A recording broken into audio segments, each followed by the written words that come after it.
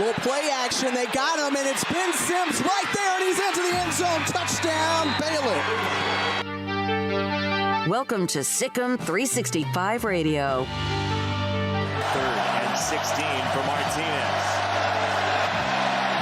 Didn't have time to throw it down the field. He runs instead. Martinez has the first down. Adrian Martinez. Unreal effort tonight for Kansas State. The Sikkim 365 Radio Friday show is brought to you by Bird Culchin Ford. Andre Grayson in now for Utah State. Quick throw. That's Keanu Hill. Keanu Hill space. What an answer by the Cougars. Touchdown BYU. 2 plays, net for 31 yards. Jaron Hall and the Cougars answer right back. Sikkim 365 Radio is presented by IdealMRI.com. High-quality MRIs for $497 or less.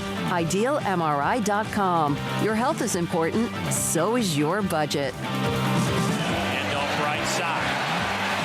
Evans to the corner. Collision. Did he get in? Yes, he did. Touchdown, Ole Miss. 20-yard run by Zach Evans. Sikkim 365 Radio is also brought to you by Texas Farm Bureau Insurance, protecting Texans since 1952. Levis to the air. They'll set up the tunnel screen. There's an opening, and Brown finds the end zone. Have you subscribed to our YouTube channel? Search 365 Sports on YouTube. Brought to you by TFNB, your bank for life. Here's a blitz. They beat it. Highshaw spinning. Look at Highshaw. No! What kind of speed do you got, young man? Get there! Now here's David Smoak, Paul Catalina, and Craig Smoak. It is Friday and the last week of the college football season in September. The weekend, of course, starts October, and we are here on a Friday after a game last night to discuss and a game tonight in the top 25 to discuss, but also the Big 12 this weekend, including Baylor at home against Oklahoma State. In a game, we'll have our pregame tomorrow at 12:30, kickoff at 2:30, and postgame also on 365 Sports. Paul Catalina and Craig Smoak as we weave through another weekend of evidence. Let's discuss last night, first of all. Brigham Young early on, it was kind of a back and forth with Utah State. Eventually, they just wear them down. They're better. 38-26, Kalani Sitake and company win the game. Yeah, I think BYU, I mean, especially based on, you see the Baylor game, the Oregon game is, I think, going to be an outlier for them ultimately when it comes down to it. But Utah State gave them all they wanted for a while. But I think this is going to be BYU season for the most part, where they're gonna have games where they are better, but I don't know if they're that much better than every team they're going to play, where they're going to have a lot of blowouts. But they showed what they can do, and they were physical, they were tough. And they held off the onslaught of Utah State, even though it got real touch and go for a little while there.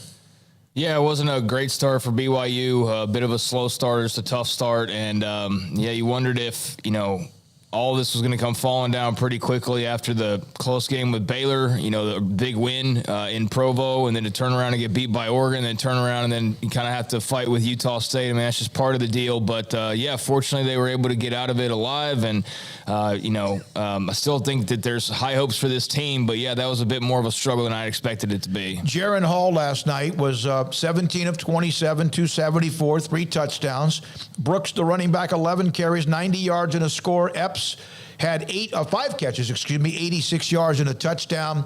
Early on, Utah State frustrated him a little bit with the kind of the zone read, and the quarterback was kind of hard to handle. But eventually the boa constrictor of BYU and their size and attrition wore down the Utah State Aggies, 38-26. Brigham Young now, they've had this early start with Baylor, Oregon, and now around the corner they have Notre Dame on the road. And Notre Dame's actually a neutral site game.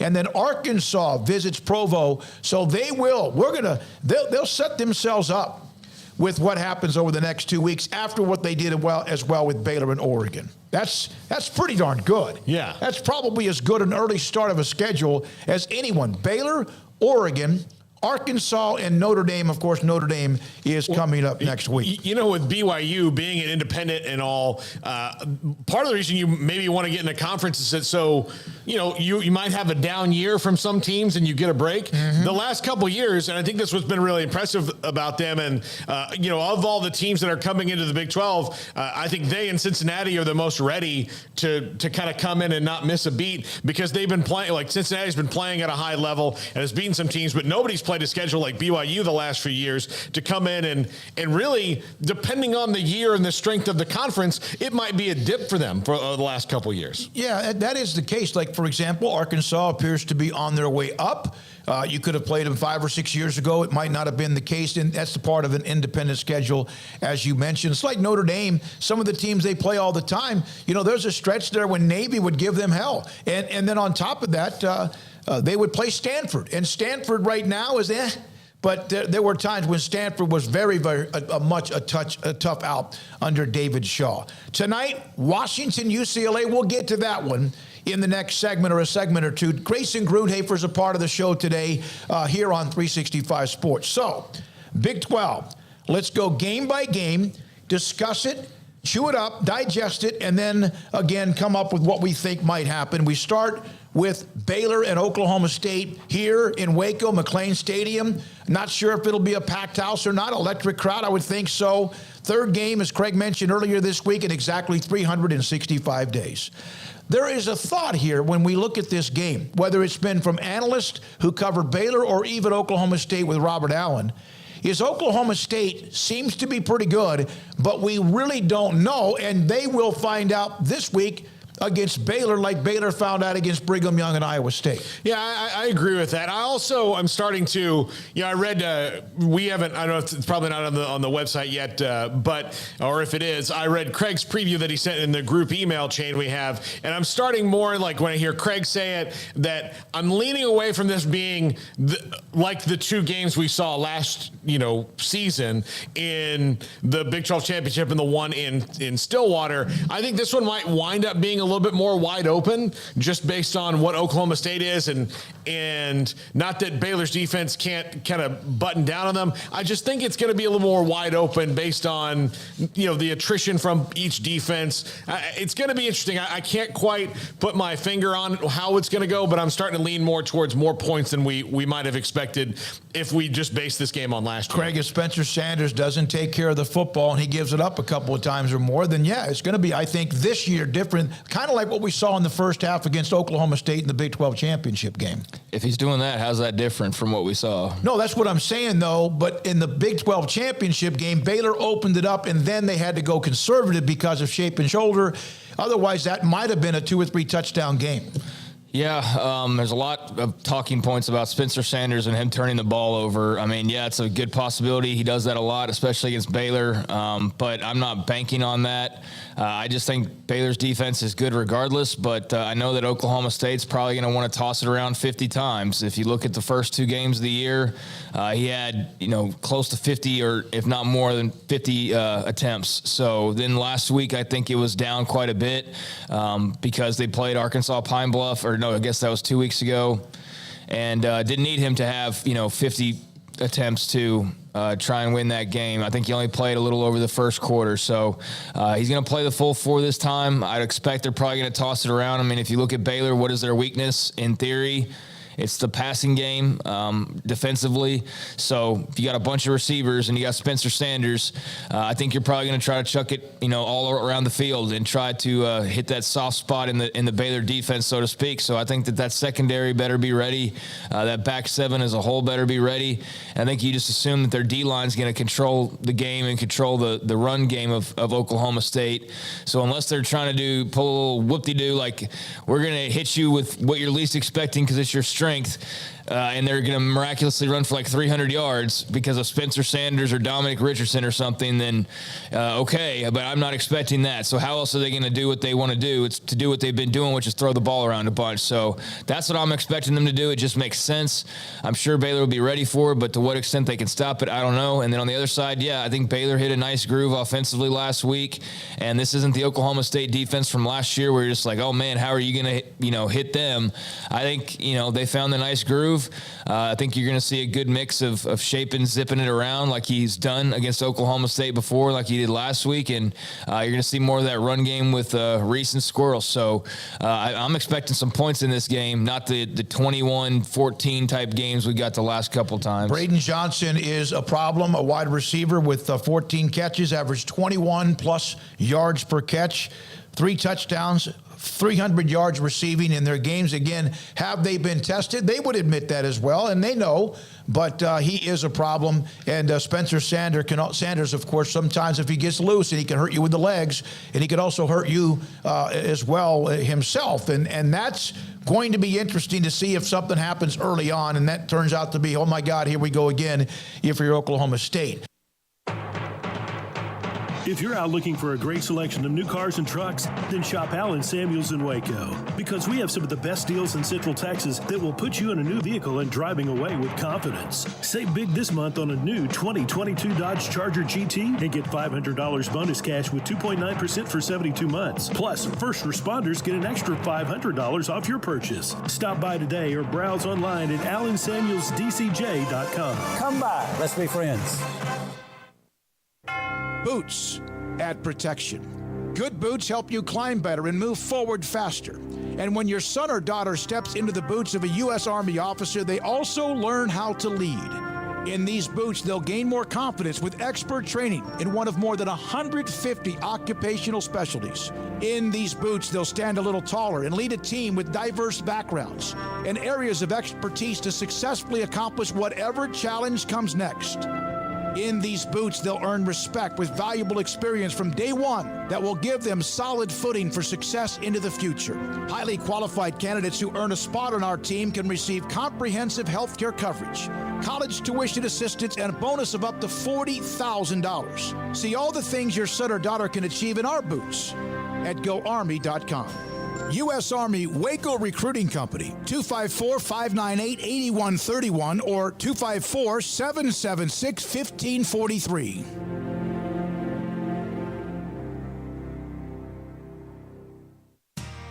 How did Edward Jones become one of the biggest financial service companies in the world?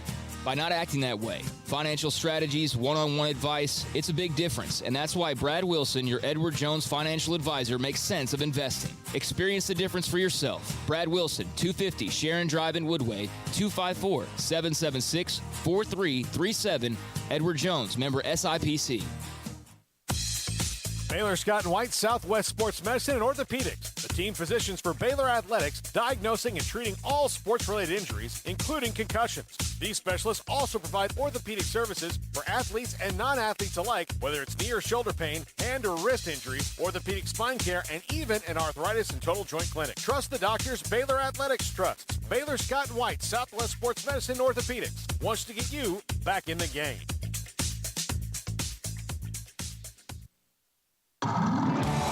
It's football and tailgate season. If you want product for the grill or smoker, charcoal, seasonings, marinades, sauces, Waco Custom Marketplace is your home to help prep, cook, and enjoy your food.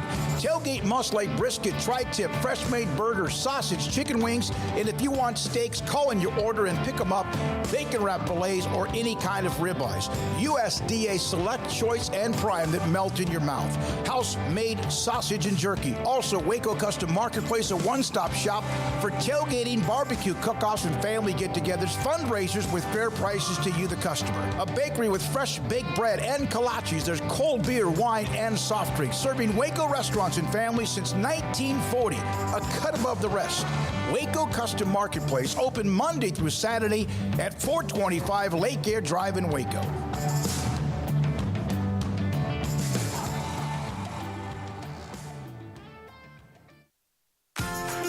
Automatic Chef Canteen is a full-service micro-market vending and office coffee provider with state-of-the-art vending equipment, a wide variety of products, and offering custom-fitted micro-market vending office coffee solutions for your employee break room. You want a full break room solution and a workplace oasis? Well, Automatic Chef Canteen, locally owned and operated for over 50 years in Central Texas, also includes in-house mechanics on call 24/7 for fast, reliable service and maintenance. Automatic Chef Canteen, 6900 Imperial Drive in Waco, or online at automaticchefcanteen.com.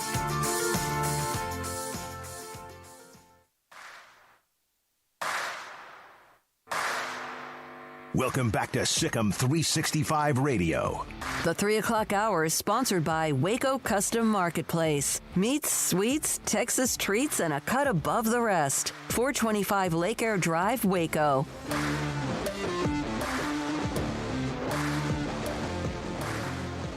Kansas and Iowa State. Kansas, of course, has been one of the sweet Cinderella cute stories in college football. And cute, I don't mean that in some sort of a ha-ha way. I mean that in a way that they are one of the great stories early on because of who they've been for a long, long time and who they are now. Iowa State, is there any hangover from the loss at home to Baylor? Are they just better? Does Kansas still just have too much? How do you see this one, Paul? I'm leaning Iowa State in this game just because I don't think Kansas has seen a team that's as disciplined as Iowa State. Houston was a great win for them, but we've seen what's kind of happened to Houston. And West Virginia was a great win for them, but that was in overtime, and it got kind of crazy. And, we still have a lot of questions about West Virginia. I think we have less questions about Iowa State. I don't think Kansas has the defense that is going to continue them on this streak. They're going to be in a bowl game. They're going to beat a couple more teams in the Big 12. There's no doubt about that. That's going to happen. I don't know if it's going to be this weekend. I do think, though, just based on the fact that the way that Iowa State can sometimes play offense, that if they go in a rut and Kansas has one of those 21 or 24-point quarters, it's going to be tough for Iowa State to come back. No matter how tough and disciplined that defense is, they're going to give Kansas some things, but I don't think they're going to let Jaden Daniels run as much as he did in the last 4 games. Yeah, I'd expect Iowa State to give Kansas as many problems as they've had all year. Defensively, they're a good ball club. I think they showed that at times last week. I wasn't overly impressed with Iowa State. I think they're fine. They're a fine team, but for all this thought that maybe they're better than expected and flying a little bit under the radar. I kind of saw a little bit of that percolate in the first couple weeks. I don't think that that's the case. There's a little bit of Hunter Decker's like, oh, Brock Purdy wasn't that good anyways kind of thing going on. And I don't know about that. I don't think the quarterback position is really the swing one way or the other. I just think that they're a fine team, basically. I think they're capable of getting beat by Kansas, and I think they're also capable of beating Kansas. And I think it's just going to be a matter of which Cyclones team we see, because Kansas is going to do its thing. But I would expect ISU to rise up and make a statement with this game. And if they don't, then man, the Kansas fever is really going to get crazy, because that will have been, that'd be 2-0 in the Big 12, have beat Iowa State and West Virginia. You'd be undefeated overall nearly halfway through your schedule. So that would be significant. And I think that there's going to be some points scored. I think Iowa State can hang with them and beat them, but they just got to limit the mistakes. So it should be an interesting game. Deckers last week threw 2 picks. Baylor forced turnovers. They have not done that early on, but now they did. That's kind of part of their MO. That's part of who they are. He was sacked 4 times. Here's the stat that popped out to me. And Hutchinson had 8 catches for 78 yards, but he never got the big one. The thing that jumped out to me, Iowa State against Baylor. They can't do this against Kansas. 27 carries, 66 yards. They had the long run by Brock of 37 yards or so, and then that fumble recovery. 2.4 yards per carry against Baylor football coach Dave Aranda with me, Sikkim 365 Radio, 365 Sports. The eyes that you mentioned after Brigham Young, did you? Kansas and Iowa State. Kansas, of course, has been one of the sweet Cinderella cute stories in college football. And cute, I don't mean that in some sort of a ha-ha way. I mean that in a way that they are one of the great stories early on because of who they've been for a long, long time and who they are now. Iowa State, is there any hangover from the loss at home to Baylor?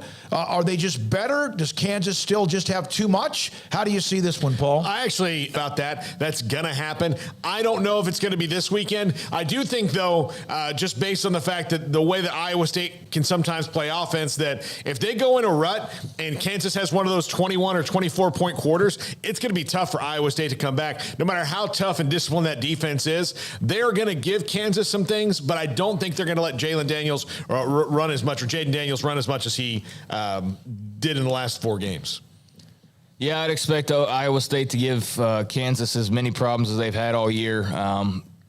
Defensively, they're a good ball club. I think they showed that at times last week. I wasn't overly impressed with Iowa State. I think they're fine. They're a fine team, but for all this thought that maybe they're better than expected and flying a little bit under the radar. I kind of saw a little bit of that percolate in the first couple weeks. I don't think that that's the case. There's a little bit of Hunter Decker's like, oh, Brock Purdy wasn't that good anyways kind of thing going on. And I don't know about that. I don't think the quarterback position is really the swing one way or the other. I just think that they're a fine team, basically. I think they're capable of getting beat by Kansas, and I think they're also capable of beating Kansas. And I think it's just going to be a matter of which Cyclones team we see, because Kansas is going to do its thing. But I would expect ISU to rise up and make a statement with this game. And if they don't, then man, the Kansas fever is really going to get crazy, because that will have been, that'd be 2-0 in the Big 12, have beat Iowa State and West Virginia. You'd be undefeated overall nearly halfway through your schedule. So that would be significant. And I think that there's going to be some points scored. I think Iowa State can hang with them and beat them, but they just got to limit the mistakes. So it should be an interesting game. Deckers last week threw 2 picks. Baylor forced turnovers. They have not done that early on, but now they did. That's kind of part of their MO. That's part of who they are. He was sacked 4 times. Here's the stat that popped out to me. And Hutchinson had 8 catches for 78 yards, but he never got the big one. The thing that jumped out to me, Iowa State against Baylor, they can't do this against Kansas. 27 carries, 66 yards. They had the long run by Brock of 37 yards or so, and then that fumble recovery. 2.4 yards per carry against a defensive front that we know is really good.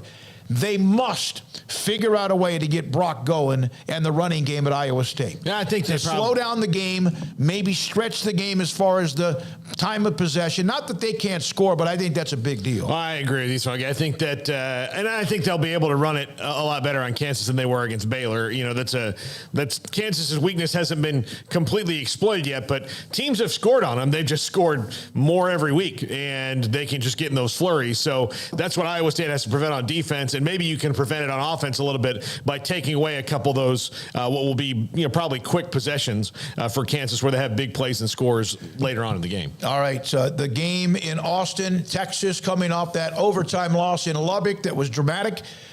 And they are home against Neil Brown and West Virginia, who got kind of a nice kick in the pants with a win against Virginia Tech, who they should beat. But, this game here, Virginia Tech has had a week off.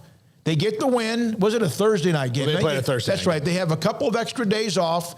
They do feel a little bit better about themselves after a tough start, the losses to both Pittsburgh. And then, of course, my God, you lost to Kansas. That now looks different. But West Virginia on the road, we have discussed this. Even with Texas 2-2, and we feel like they're still pretty good, this is one I think that will set up my goodness, what's going on now? Not just because Oklahoma's next, because we don't know enough about them. But they cannot lose this game, can they? No, I mean they can, but it would put them back behind where they think they would be. And again, we've talked about it at length about Quinn Ewers not being there, and that's a big game changer for Texas. But Xavier Worthy's hurt. They've got all these different things going on with that offense that have kind of changed their overall plan for the year. But they had the players only meeting this week, which is one of those things that. It's either happens when things are going really bad with the coaching staff, which I don't think is the case there, or it's just this group has not figured out a way to find a leader and come together. Or maybe that's a sign that they do have some that want to cut this thing off at the pass before the dam breaks. Yeah, and then there's an emotional landslide of, oh, my God, and then you start pointing fingers as well. Craig, your thoughts, West Virginia, Neil Brown, and also Texas and Austin. West Virginia's getting on a nice run here of late. I think their schedule certainly helped create some of the worry, but to also create some of the hope coming out of this first month is that even with their record not being 4-0 or whatever at this point, they've played good teams. And in the case of Virginia Tech last time around, to go out on a weeknight, even if that's more familiar to them than to some. In a rivalry game, it's ending. You're on the road at their place. I just think that there was a lot going on in that game with Neil Brown and company. So for them to go out and win was a big deal in my mind and really set them on a nice path entering Big 12 play. JT Daniels makes a world of difference for them because I think if they had a quarterback that was there before, they'd be like 1-3 right now or something like that, which isn't a ton different, but it feels a ton different and it looks a ton different. They're capable at quarterback, and they've got some nice pieces around him. And I think their defense is good. So yeah, I like West Virginia as a team, but it's not about them really in this game. It's about Texas. Like, Texas can't lose this game. They just simply can't. You can have your excuses. Quinn Ewers is hurt, or this, or Xavier Worthy got hurt last week, or if we do this or if we do that. All that's fine, and yes, the injuries are a factor right now for Texas. Without Quinn Ewers, I mean, you do wonder what if, or who are they really compared to who they should be if they had him. But having said all that, and as much of an excuse as valid as that might be in some ways, they still cannot afford to lose this game. I mean, they just simply can't. Hudson Card is banged up, but he's played valiantly, and I don't know how they get it done exactly, but they have no choice to get it done, because even with a little bit of a built-in excuse, if you go lose to West Virginia at home after the debacle in Lubbock that you basically choked away, and I give credit to Tech to some extent, but that was also just Texas should have finished that game. Yeah. I mean, should have finished that game, and they didn't. And then, Bijan fumbles the start over. It's just like, you can't do that. And so I think they've got to win this game. So I expect Texas to win this game. And if they don't, however that happens, no matter how that happens, then that's going to be a real story, I think. And the win against Virginia Tech, which they dominated, they had to separate in the second half, 33-10. They gave up 35 yards on 18 carries. Virginia Tech couldn't run it. They didn't try to run it, less than 2 yards a carry.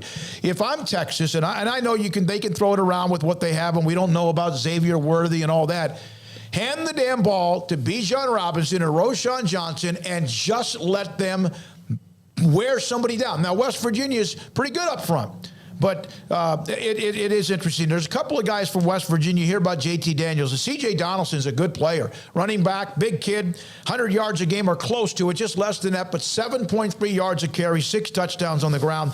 Bryce Ford Wheaton reminds me of a Des Bryant type body.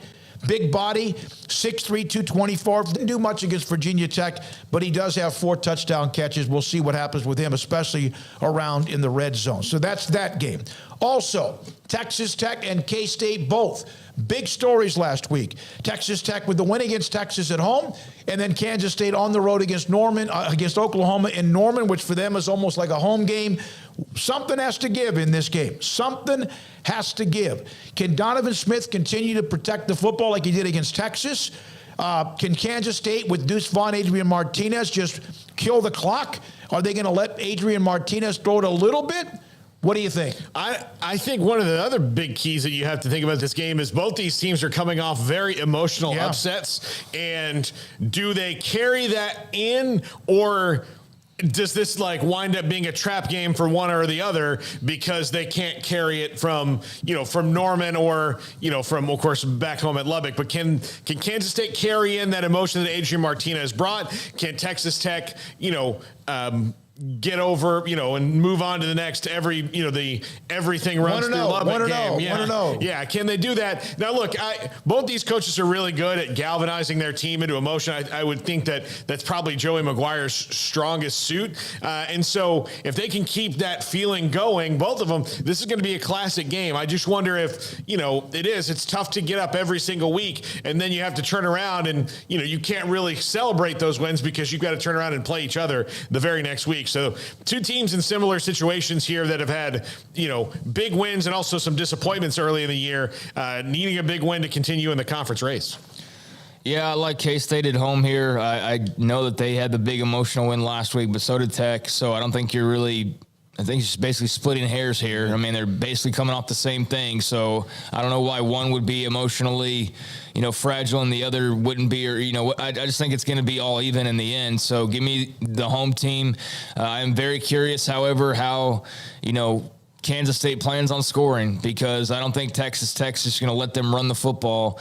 That seems to be, one of the first areas of focus for Joey Maguire and his team. So I think they're going to be out to stop the run. If you watch that tape, that's really what you're planning for watching K-State. It's Deuce Vaughn and Adrian Martinez. So what does K-State do throw them off balance a little bit. I mean, can Adrian Martinez go out there and sling it around to back them off and to be able to allow, the run game to thrive like it did last week? I don't know. I think it's going to be fascinating to see based on how Kansas State won and what Tech will look to do. And so then how Kansas State, counters that. I'm very curious to see.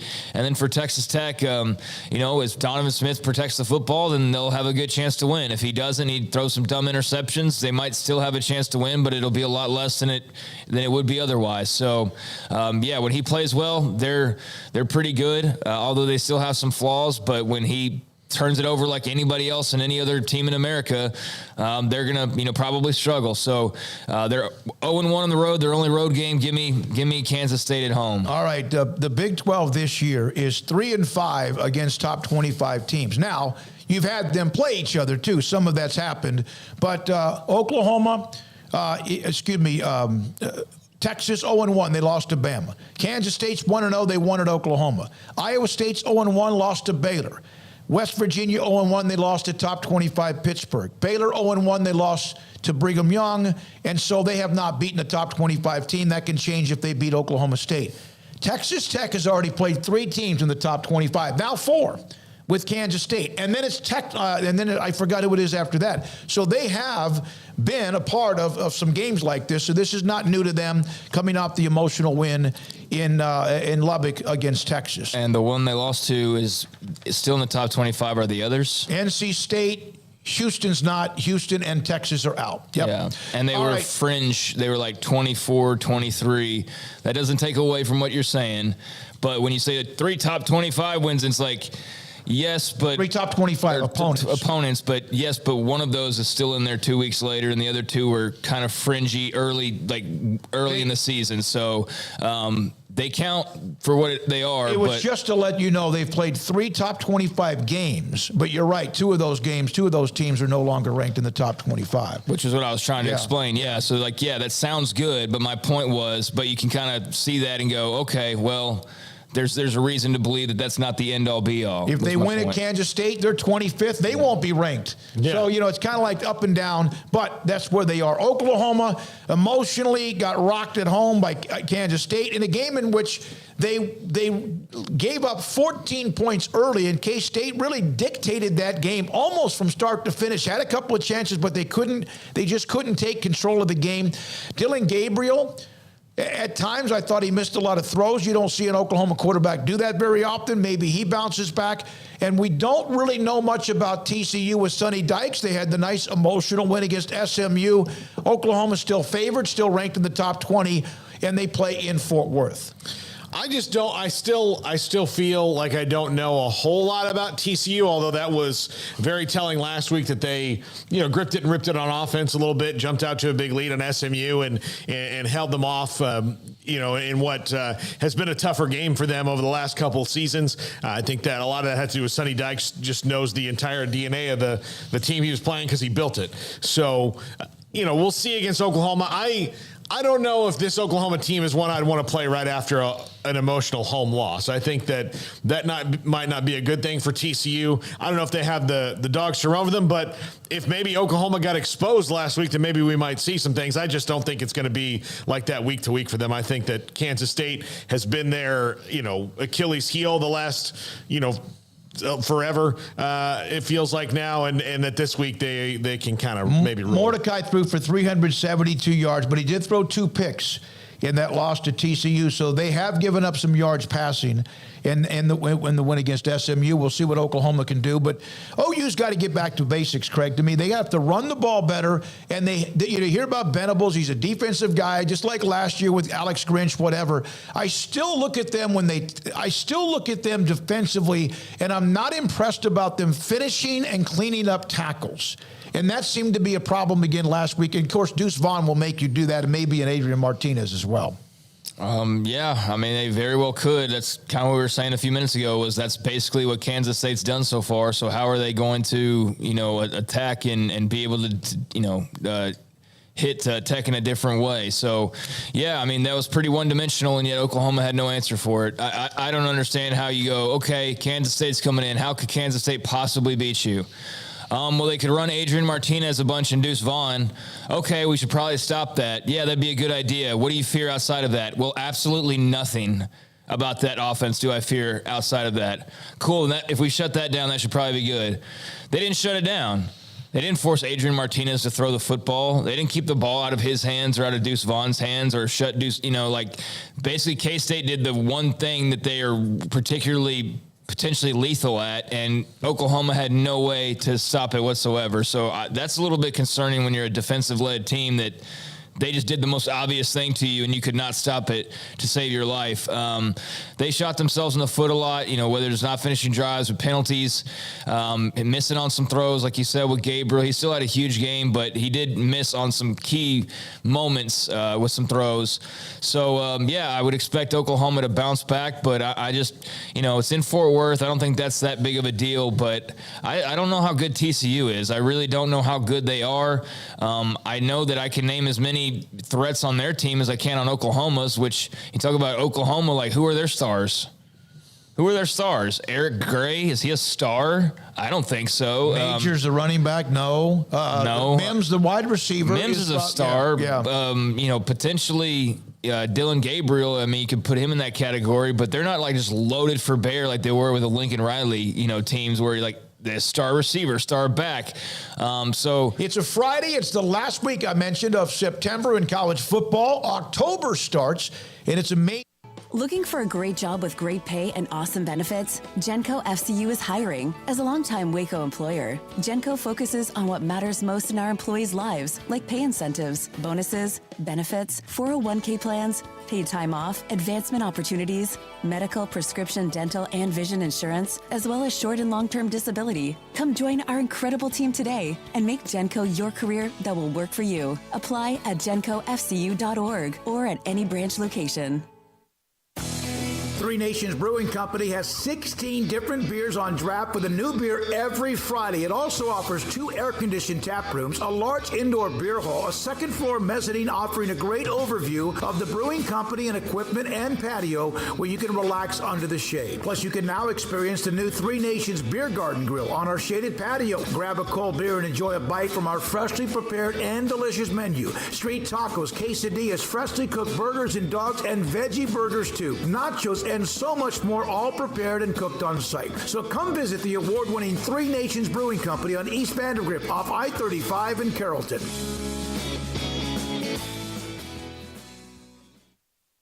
At Ideal MRI, we feel blessed to be part of the Waco community. We're a small family business here in Central Texas. At times like this, the cost of healthcare has never been more important. And unfortunately, significant illnesses and injuries still occur. And that's why Ideal MRI is open and here to serve you through this difficult time. So if you need an MRI, ask your doctor about Ideal MRI. You can schedule online in minutes at idealmri.com or call 833-IDEAL-MRI. Pizza, burgers, and Bears football. There's no place around Waco that serves them all other than Bubba's 33. Come show your green and gold and enjoy some of Waco's best food and beverages while watching your favorite team, the Bears. When real Bears fans get hungry, Bubba's 33 is the #1 spot for ice-cold drinks, hand-stretched, stone-baked pizzas, and bacon-infused burgers. Join us for indoor or patio dining. Bubba's 33, Waco's restaurant and proud supporter of Baylor Bears football. Sick 'em, Bears! We're fighting hard at Pickup Outfitters in our battle to end truck nudity. But it's not just about putting an outfit on a naked truck, it's about making sure you have the very best customer service. So we offer the Pickup Outfitters Lifetime Installation Guarantee. Over time, sometimes your outfit needs a little tune-up, maybe some tightening, adjusting, whatever. If you outfitted your truck at Pickup Outfitters, that tune-up is absolutely no charge for the remainder of the time you own that truck. We also offer free warranty assistance. If for any reason you need to use your warranty, you just bring it back to us and we take care of it. It just makes sense. I mean, operating without a promise like that would be like offering customer service in the nude. And if you've seen our staff, trust me, you don't want that. So do your part to end truck nudity by outfitting your truck, Jeep, SUV, or van at Pickup Outfitters, 220 Lake Air Drive in Waco, where we promise to serve you fully clothed. Check out our website, createacommotion.com. In Texas, there's pea-size hail and baseball-size hail. Guess which one hit our house? We didn't even know where to begin, but we called our Texas Farm Bureau insurance agent, and he was so reassuring. He knew exactly what to do to get our house back into shape and our lives back to normal. Now, we're even more thankful for the roof over our heads. Stop by and see our agents at one of our 3 McLennan County locations. Coverage and discounts are subject to qualifications and policy terms and may vary by situation. Welcome back to Sikkim 365 Radio. It's time for our weekly segment with Grayson Grundhafer of Sikkim365.com. Brought to you by Pioneer Steel and Pipe, where customer service is their main focus, and best in metal, steel, and pipe for large or small projects, with 2 locations in Waco and Bryan. Family owned and operated since 1943. It's a Friday. It's the last week I mentioned of September in college football. October starts, and it's amazing. The schedule just keeps on rolling along. And Baylor, Oklahoma State again tomorrow. Our pregame, 12:30 on the CW channel and here on 365 Sports. Grayson Grundhafer with us. Grayson, last year, these 2 games, even though Chapin had that remarkable first half, last year there was still like a turf war between Oklahoma State and Baylor. Do you see that of the personalities or this game coming up tomorrow? Yeah, I mean, I can see that a little bit. I definitely think that, you know, when you go back and watch those games, both of those games were so physical, and both of them were just a war in the trenches because both teams were so strong on the defensive lines, especially. And that's going to be the case again this year. And so I think you're going to see 2 teams trying to establish what they want to do. I also think that, you know, last year I really felt like both teams were trying to turn around and hand the ball off a ton. And while Baylor's still doing that, I think Oklahoma State is actually at a point right now where, you know, they're not running the ball the way that they, I think, want to be. And so I think you might see them try to spread it out a little bit more. Teams have had some success in that regard against Baylor. And so for that reason, I don't think this game is necessarily going to look like the 2 games from last year. But I definitely think there's, you know, emotions are going to be high. Oklahoma State's looking for payback. And, you know, frankly, Baylor's looking for payback because I don't think Baylor felt like they gave their best effort when they played in Stillwater last year. So, yeah, a lot on the line. 2 teams that feel like they're the best in the Big 12 and the best in the new Big 12 going at it. So it should be fun. Grayson, what do you think is a weakness that Baylor can exploit against that Oklahoma State defense? Yeah, you know, they lost a lot, guys, on the defensive side, especially in the secondary and that linebacker. And also Jim Knowles, you know, their defense coordinator. He's at Ohio State now, so Derek Mason is in there. And Knowles was a really, really good coach, and we saw that last year. He had a lot of veterans on that defense a year ago, but they lost a lot of those guys. They lost 2 starting linebackers. They lost a ton in their secondary, whether it was through transfer portal or graduation. So they're starting young, talented guys, and they are talented, but they're young. And so you're seeing those mistakes on film constantly. You know, in the Central Michigan game, they gave up quite a few explosive plays. Now, I don't read too much into that game because the score was 51-15 before Central Michigan really started putting up big numbers.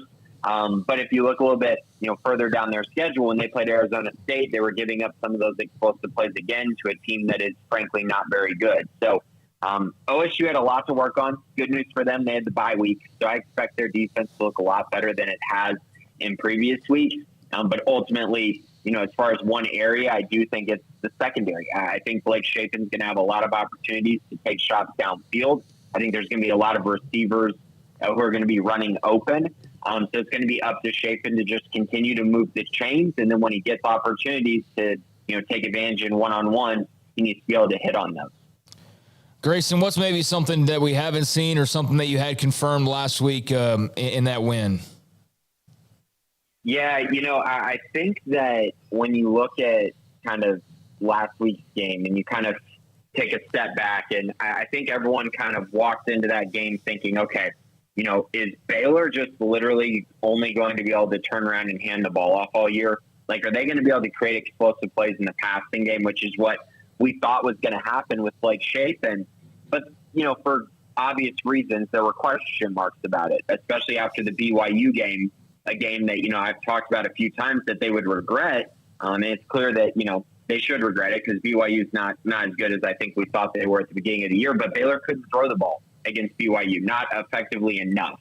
So in this Iowa State game, they really proved something to me. You know, seeing Hal Presley make a big play down the sideline, seeing Ben Sims continue to thrive in this offense, seeing Gavin Holmes, you know, make a huge impact with Monterey Baldwin still, you know, coming back from injury. I was very impressed, and I think, you know, all the credit goes to the offensive line, the coaches, the wide receivers, but especially Blake Shapen, because he looked much more cool, confident, collected in Ames than he did earlier in the year when they played in Provo.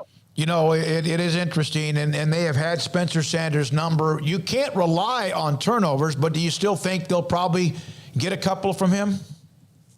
Yeah, so I feel like this is a good point to mention this stat, because I know all stats don't matter, but I think this one does. So Spencer Sanders' 2 best performances in his career have come in bowl games. Miami in 2020 and Notre Dame last year. He completed 67% of his passes for 676 yards and 8 touchdowns, also 170 yards rushing. So he's basically averaging, 400 yards and 4 touchdowns in those games. And what those games have in common is he basically got a month to prep for those games. So if you look at this matchup and you look at Oklahoma State's first 3 games of the year and then the bye week, there really wasn't a whole lot to prepare for in my eyes. Like, the 3 teams they played are not very good. So I think Oklahoma State's been prepping for this defense for a long time.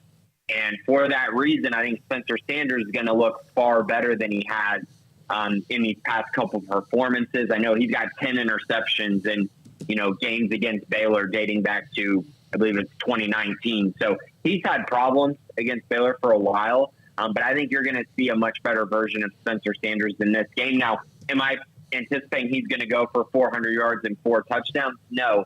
But I think he can go for, 250 yards to 300 yards, 2 or 3 touchdowns, and maybe only 1 interception instead of, the 7 that we saw in 2 games last year. So I think he's going to take care of the ball a little bit more, and I think Baylor's going to have a lot more to deal with him. And they're also getting back to their top wide receiver, Jaden Gray, who gave Baylor headache in the Big 12 championship game. So I think he's going to help make them even more explosive in the passing game as well. Obviously, you can throw for more runs than you usually run for, but do you feel like Sanders can actually hurt Baylor more because of his legs in a game like this? Yeah, definitely. I think the biggest area, that concerns me with Spencer Sanders is the first down running ability and the red zone running ability. He's a pretty big guy. He's pretty athletic. He's pretty strong. So, when he's able to get outside the pocket on a 3rd and 8, and he's able to run for a first down, that can be a little bit demoralizing. And Baylor hasn't played many quarterbacks who are as athletic as Spencer Sanders. I would say they haven't played any who are as athletic as Spencer, at least this year. I know Jaron Hall is a good athlete, but he's not the level of Spencer Sanders. So I do think that's another factor to take into consideration, because we've seen in his biggest game, he really gets it going with his legs. And he did that against Notre Dame last year in the bowl game. And so Baylor's going to, I think, really try to keep him in the pocket and just try to make him stand in the pocket, be a pure pocket passer, and try to throw into tight windows. And that's where they had success a year ago, because he wasn't able to do that. And Baylor was able to get pressure with their defensive line. Grayson, how do you feel about the young running backs and now some of the wide receivers that showed out a little bit last week? Not totally break out, but starting to maybe peek their head out of the gopher hole. Yeah, I mean, it's going to be another week without Tay McWilliams. So you're going to see Richard Reese, Squirrel, and Quaylen Jones. And, I don't think there's a ton to say on those guys. I think we kind of know what they are at this point, and I think they're a good group. I think we're seeing them continue to get better each week. Richard Reese has been really productive and really impressive in the early going, and I think they're going to ride those 3 guys until Tay gets back. Once Tay comes back, I do think he'll kind of claim a big part of the offense as well. But I think Richard Reese has basically solidified himself a role in this running attack now. As far as receivers go, you know what you're getting with Dabney and Sims. Both of those guys have been extremely solid, and they continue to be. Those are 2 guys who are going to have very good games against Oklahoma State. They're going to continue to be very consistent, and Baylor's going to continue to utilize them. Now, wide receiver, that's where things get kind of interesting, right? So I think Gavin Holmes' performance was really encouraging. But the question with him is, you can't really play Monterey and Gavin at the same time, or at least they haven't really done that in the past. So you're going to see them rotating a lot in that slot position because Baylor likes to have Ben Sims on the field in the other slot more times than not. So they're going to kind of rotate. So then on the outside, Hal Presley's been the guy that I thought, really needed to take a big step this year. He's got all the talent in the world. It just all needs to come together. I think we saw it flash a little bit on that 40-yard reception down the sideline against Iowa State, but it needs to happen more consistently. And he needs to become more of a, reception hog than he has been in the past, or at least this year, and get to a point where he's open more often than not and see if he can earn Chapin's trust. I think we're getting there, but it's not all the way there yet. And then on the other side, Seth Jones, Josh Cameron, those two guys, they've been reliable, but haven't really had huge moments quite yet. So I'm curious if those guys continue to grow. But overall, I was encouraged from last week. I think the passing game is starting to round into shape, and I think Blake Chapin is starting to get more comfortable, and I expect that to continue this week. And it's going to need to if Baylor's going to win this game. Rauschenberg continues to be a weapon on kickoffs because there's hardly any returns. What Power does as a punter, Gavin Holmes had the punt return for a touchdown. We know Monterey Baldwin or whoever at any time, who knows. But the field goal situation, I know that Mayers has been kicking. Hankins was the one who did most of the kicking last year with some clutch field goals and missed a couple. But is that something that concerns you, that they don't know who their kicker is? Yeah, it does. But, this is really the story of Baylor football since at least I've been watching it. Guys, have you ever seen anything like it where it's literally a year-by-year thing where great kicking one year, and then the same kicker comes back and just it can't make anything. And you're just like, what is going on here? And it's happened consistently ever since Andrew Jones graduated. It started to just be this thing where, oh my gosh, every year, what are you going to get? And so now John Mayers, he looks like the guy who might have taken the lead in the role now.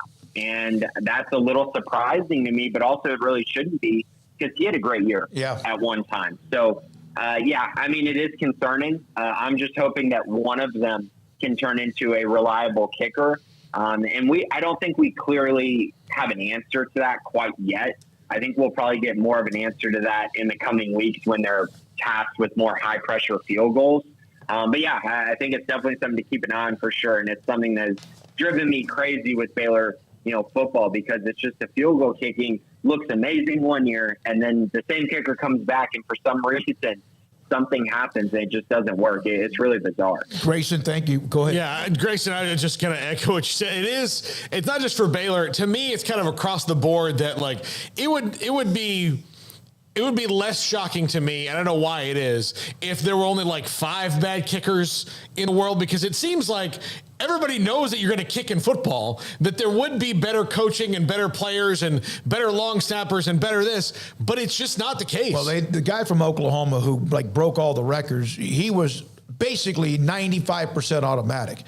Dicker, the kicker, was deadly. He missed a couple. But, again, he was there, and he continually, I don't know if he was as good as his freshman year as he was his senior year. No, he definitely wasn't. Kind of fell off because he was so dynamic. But, Texas has had tons of good kicking. They've had a couple that have gone astray. But, yeah, that's one thing that just seems like it's almost like a little bit like a roller coaster. And it would be nice. I think you want to know, because when they won in 2019, despite not beating anybody ranked, and when they won last year, the kicking game and clutch field goals to win games in overtime or to win games was big, to give you that little extra oomph. Grayson, thanks for your time. Grayson Grundhafer, Sikkim365.com with us, recruiting analyst, co-host of the Bearcast, and also football analyst on Fridays here on 365 Sports. Hi, I'm Mark Stewart with Bird Culligan Ford. It's that time of year. It's football season. And BK Ford is a proud supporter of the best high school football teams in Texas, right here in Central Texas.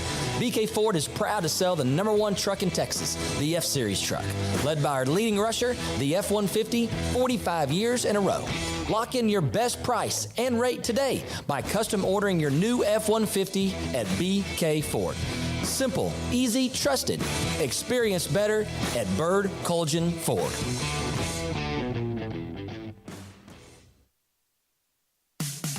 In the market for a quality metal building? Since 1943, Pioneer Steel and Pipe has helped Central Texas residential and commercial customers with metal building design, panel options, building components, and trim options. Pioneer Steel and Pipe's residential line is energy efficient, offers low maintenance, reduces insurance payments, is impact resistant, and carries up to a 45-year limited warranty. In addition, they can also help you find a metal building contractor for your project. Pioneer Steel and Pipe with locations in Waco and Bryan and at pioneerboys.com.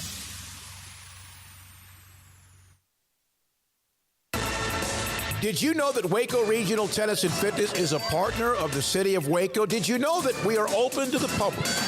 Waco Regional Tennis and Fitness offers day passes to the public for only $10 a day, and we offer money-saving memberships. Waco Regional Tennis and Fitness offers over 40 group exercise classes each week, including bar, yoga, boot camp, indoor cycling, and more.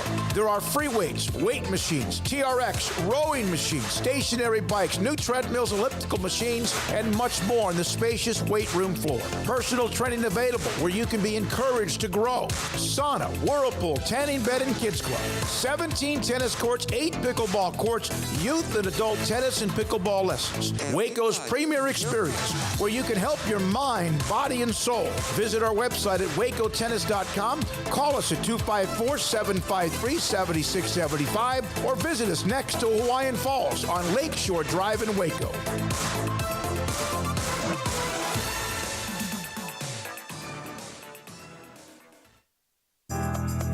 Riverbend Liquor and Wine, Lakeshore Drive, North 19th Street, right behind the bank, is a hidden gem in Waco. If you're a fan of bourbon, especially local Texas bourbons, that's where you gotta go. Balcones, TX, Devil's River, whatever it is, they've got it. Riverbend Liquor and Wine, plus the best selection of craft beers in Waco, seasonally churned out throughout the year. Whether it's spring, summer, fall, or winter, Riverbend Liquor and Wine, best selection of craft beers, a speedy drive-through window, and excellent customer service. Find out more on Instagram or just go by and see them. Lakeshore Drive at North 19th Street behind the bank.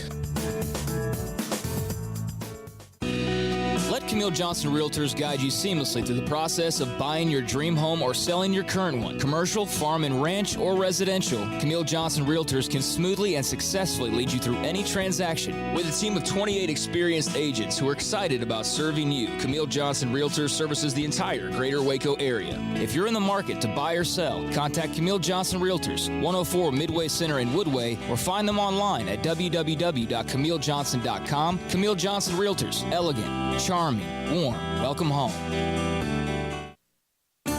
There are 26 letters in the alphabet, over 600,000 words in the dictionary, and just 3 of them said together can change everything.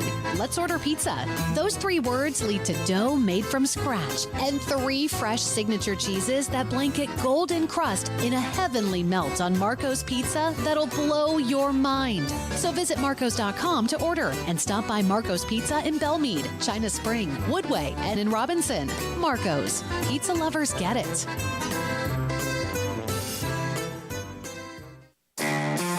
Welcome back to Sikkim 365 Radio. Stein's the snapper, Reed Bowers the holder, and here is Cam Little to take the lead for the Hogs. It hit the top and rains down into the end zone. The 4 o'clock hour is sponsored by Boozer's Jewelers, the wedding ring store, specializing in custom jewelry and repair, all in-house. Now here's David Smoak, Paul Catalina, and Craig Smoak. Back for the 4 o'clock hour on this Friday, and again, a huge weekend in college football. Brigham Young winning last night, Washington playing tonight, and we'll get to that as we discuss the national games. And let's start with the ACC game. NC State's been hanging around. Clemson, can they get that kind of performance out of their quarterback? If they do, well, they're pretty good. And NC State, Clemson in the ACC. I like NC State a lot in this game, although I don't know if I'm ready to lean completely in. We'll get to our picks at 4:45, but I really do like what they're doing there, the way that their defense plays. They have a big open offense. This is going to be probably for Clemson a lot like last week's game against Wake Forest was. I don't know if it'll be 51-45 in overtime, but I think that'll be wide open, a lot more scoring. Two quarterbacks you can blank plays in this one, and Devin Leary at NC State and DJ Uiagalelei at Clemson. So should be interesting. I wonder, can Clemson get the running game out of the running backs against this NC State defense? Like, can Will Shipley have a big game? But I do think that Clemson is wading into an ACC now where they're still the top dog, but there's a lot of teams that are getting better. So it's not just this week and last week. They've got several games down the line that are the tide is rising around them a little bit, so to speak. I mean, they're at home, and on paper they have the best quarterback, the best running back, and the best wide receiver statistically. I mean, I know that doesn't necessarily carry over, but give me Clemson in this. Or I guess we're not. Are we picking, or we're just talking? 4:45. Yeah. Well, we'll do. We're discussing the games right now. Yeah, I mean, Clemson's at home. I know they've been a bit up and down. NC State's been fine. I don't think that they're just some juggernaut. However, their win over Tech was impressive. But yeah, I mean, something's got to give between these two. A nice top 10 matchup. And I know everybody's kind of waiting for Clemson to show their thing, but tell me, please, who NC State's beaten. Who have they beaten? ECU, Charleston Southern, Texas Tech, and UConn. UConn, one of the probably three worst teams in all of college football. So, I understand why they're top 10. I understand, I think that Tech win was really nice, but they have played, I guess, give ECU some love maybe, and their 1 point win on the road there to open the year. But I don't know. I think that I like Clemson in this game. I think that ECU, I just looked at it. They just lost to Navy last week. That's not even a good Navy team. So yeah, I'm a little higher on Clemson just because I feel like they're a little bit more battle tested at this point. They struggled on offense last year, and their quarterback is. He seems to have turned the corner. I think so. I think part of the reason is the offensive line's playing a lot better. Well, that'll help any quarterback in the world. He's more decisive. Yeah, he is, and he gains confidence, and they probably feel that as well. Tulane. Well, they've been part of the story of college football. A couple weeks ago, beat Kansas State, but they lost to Southern Mississippi last week, 27-24. And a team in Houston that we don't know. We mentioned earlier that Texas has had a players-only meeting, whatever was going on with that. Now, they're not the only one, but or at least we don't know of. But this could be off the rails if Houston doesn't win. Tulane's good. Willie Fritz is good. They beat Kansas State, but to me, could this is like Custer's last stand? Well, this is they might have players only meetings at Houston about their personal infighting and fighting on the sidelines. But if they lose to Tulane, if Tulane can muster up another upset here, then I think they might be having some administrators only meetings at Houston. And this is tonight, by the way, that Tulane game with the Cougars and Dana Holgorsen right now in not a free fall, but they're close to it. Did you see the little Art Briles dust up with Dana Holgorsen? There was, I guess, the coaches. Well, what timing for my phone to go off here? It's okay. That's a $10 fine, according to Brian Kelly. Well, no, that's if you're late. Put that on the rest of my bill. Yeah, so I guess they were doing the coaches show with Dana Holgorsen, and I couldn't see the exact details because it was a paywall. So it's always good when the popular thing that people actually pull from your random local newspaper is the one thing that you have to then go pay for. Yeah. Sure, I'm going to pay to see this one thing that I care about. I find that weird how pay sites work sometimes, but apparently he got somebody in the audience or call it said, back when Art Briles was here, he used to recruit linemen that were like 345 pounds versus the two, and like this whole thing about how Briles used to do it. Mm-hmm. And Dana Holgorsen basically stopped the person mid-question, whoever it was. Hopefully it wasn't media, and basically told him that he doesn't care because he's the coach and that person isn't here anymore, and to never bring up that person's name again. And so that was pretty funny pretty interesting to see from last night. Art Briles was at Houston 15 years ago. Well, that was his point. Yeah. It has nothing to do with Dana Holgorsen or Houston for that matter, and doesn't need to be brought up in any form or fashion in any way, especially when the guy, I think, said, like, he did do, like, there were some things, but Art used to do, and it's like, oh, there were some things? There's some things that happened with him? Like, yeah, there were some downsides to him, you're right. But, yeah, that was weird. So, anyways, I think, Dana's got, something to prove this weekend and to show that this team's actually not falling apart at the seams, and that, the struggles, whether they be on the field or on the sidelines, aren't, just a summary of really what's going on behind the scenes, that they're instead maybe just poor moments caught on camera or just bad performances, and everything's actually a lot healthier than it appears. Well, Tulane's not going to just throw up on this game. They're going to have to go out. That's going to be a good game for Houston to button it up if they can.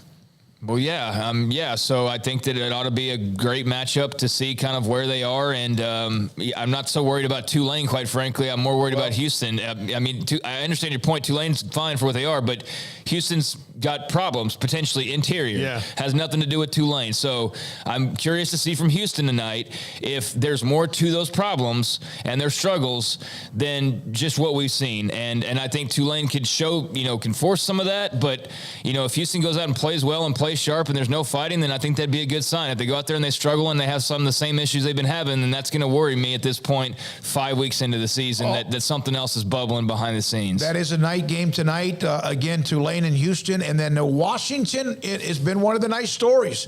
They kind of came out of nowhere. They're good. And we'll find out a little bit more. UCLA, I don't know. I mean, it's a tonight game. I think Washington's just better. It'll be, listen, it's going to be an intimate showing tonight of UCLA football at the Rose Bowl. Very sitting room only. They'll have plenty of space, and you can say that you got exclusive. That's what UCLA needs to do to market these things. This exclusive opportunity. That's LOA people. Won't be a little bit more people for this. Probably a little bit more. Probably a lot of the UW fans that live in Washington will show up for this game, or in California. And I think Washington. If I had to pick a transfer portal winner right now, I think Michael Penix to Washington is the transfer portal winner. He has changed the whole vibe around that program. And look, they were 4-8.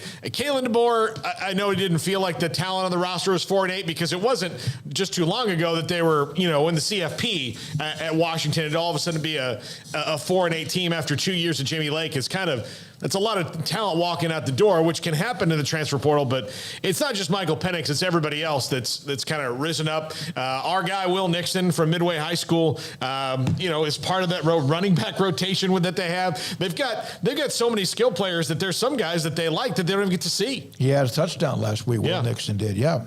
Craig, your thoughts about Washington and UCLA? I think there's a chance the Huskies get upset. I mean, it's in LA. I know that's not super home field advantage, but UCLA's 4-0. I mean, they're no pushovers.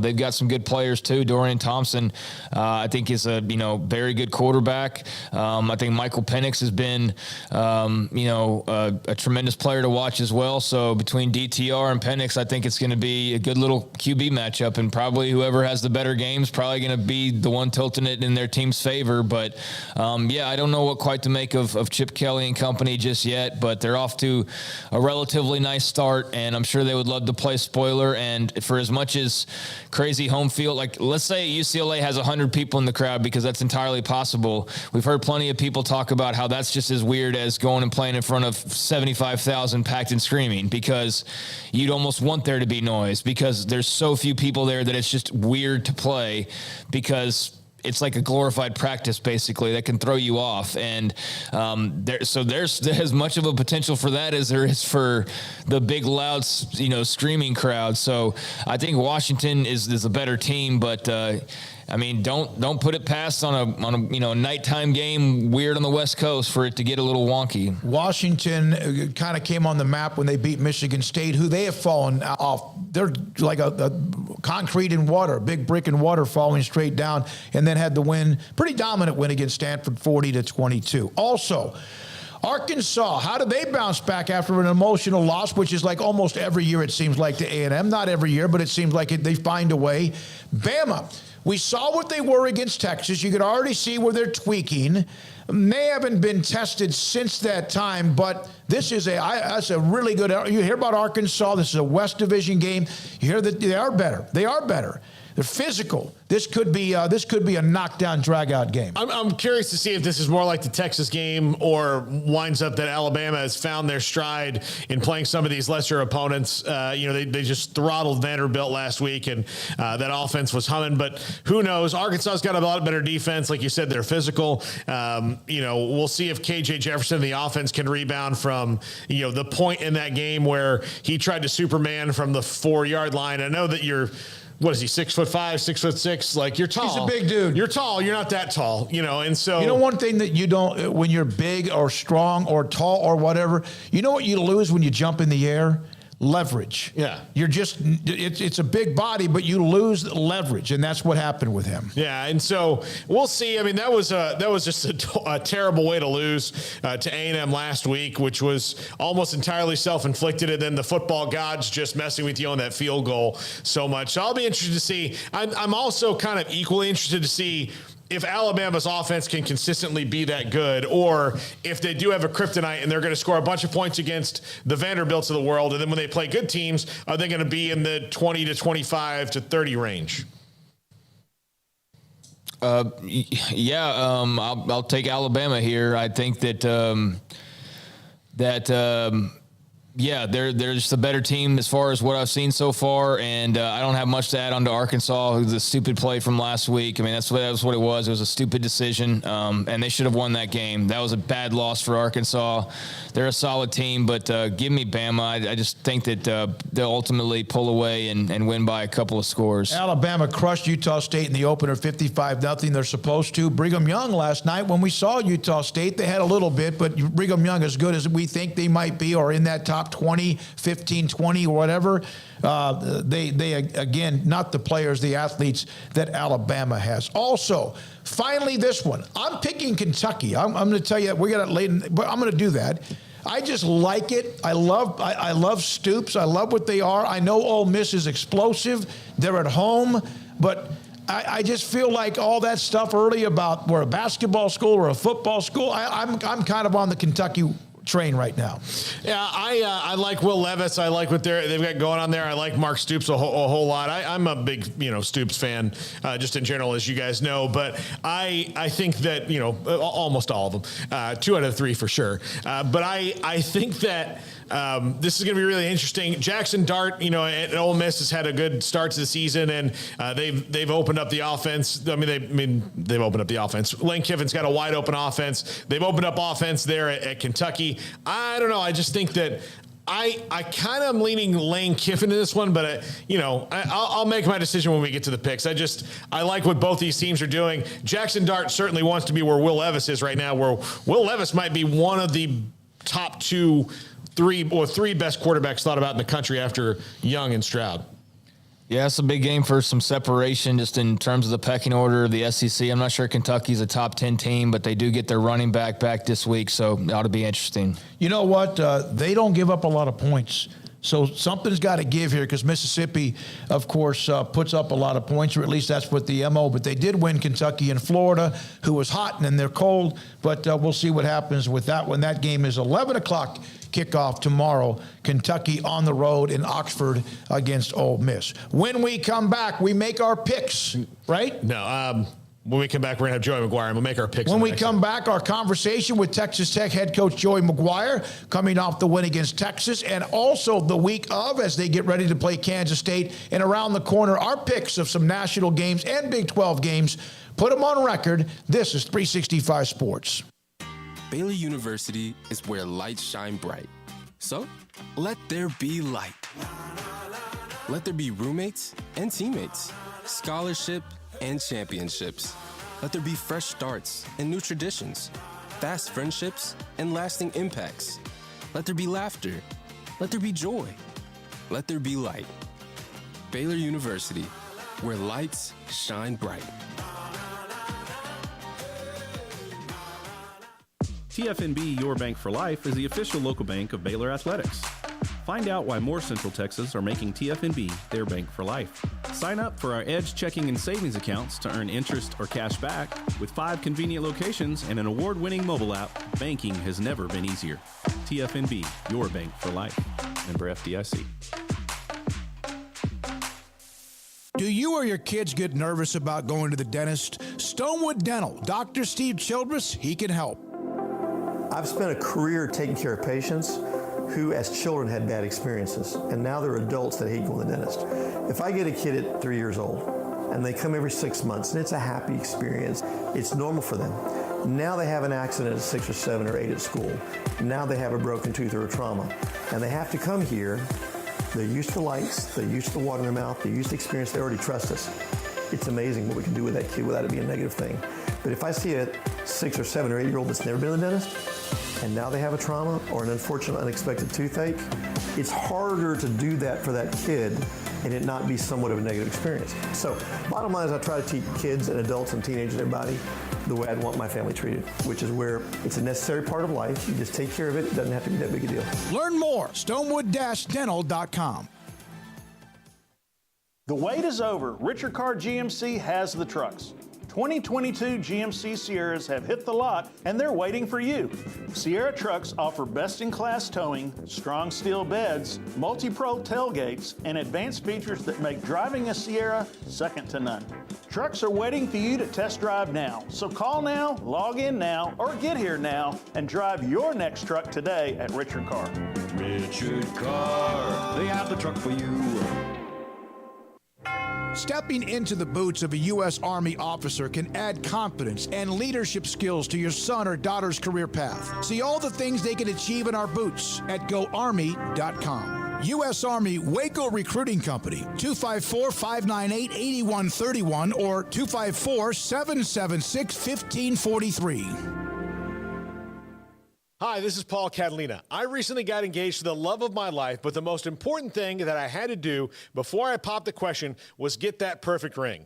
And I know nothing about rings. So I went to the wedding ring store, Boozer's Jewelers on Valley Mills Drive. I knew I needed a custom design, and that's exactly what they do. 9 out of 10 of their engagement rings are designed in-house. The entire process took less than a month, and they were great every step of the way. Great options on financing, excellent selection, and talented designers. My fiance and I get nonstop compliments on the ring. I only deserve credit for doing the smartest thing I could, walking into Boozer's and letting them work their magic. Your one-of-a-kind fiance deserves a one-of-a-kind ring, and that's what you get at Boozer's. Boozer's Jewelers, the wedding ring store on Valley Mills Drive.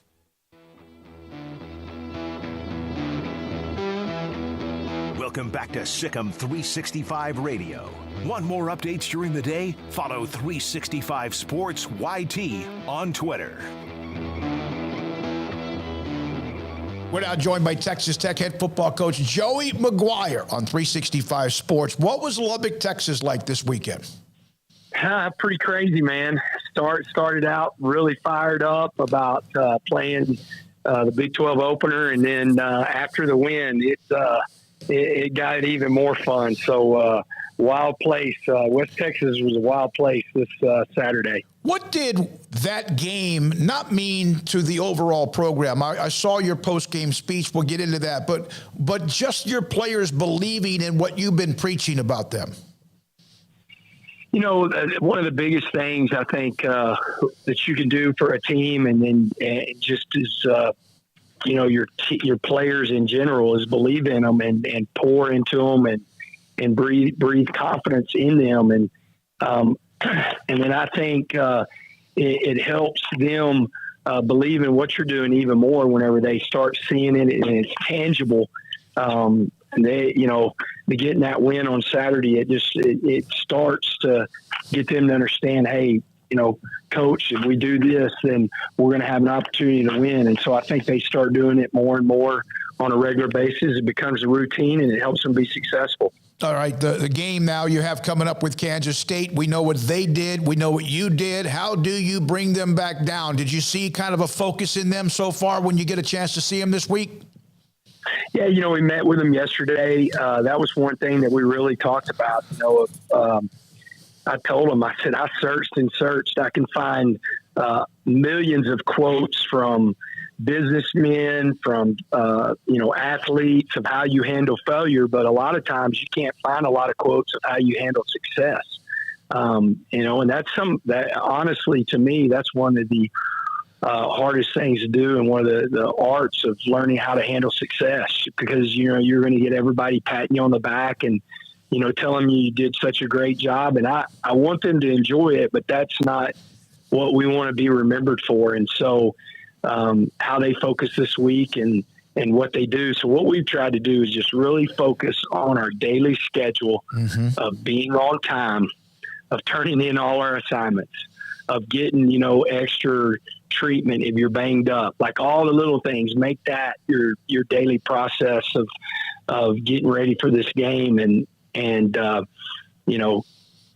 the end of the day, if we don't go out and we don't, do what we need to do and be the best that we can be, then this Texas game, again, will be what we're remembered for, and that's not what we want. You were the River City Gambler with fourth downs. You mentioned that you kind of saw how that was done last year with Coach Aranda and his staff. And there are times when you're like, what are they doing, even during down and distance in your own territory? Is that something that you just feel like the analytics make sense?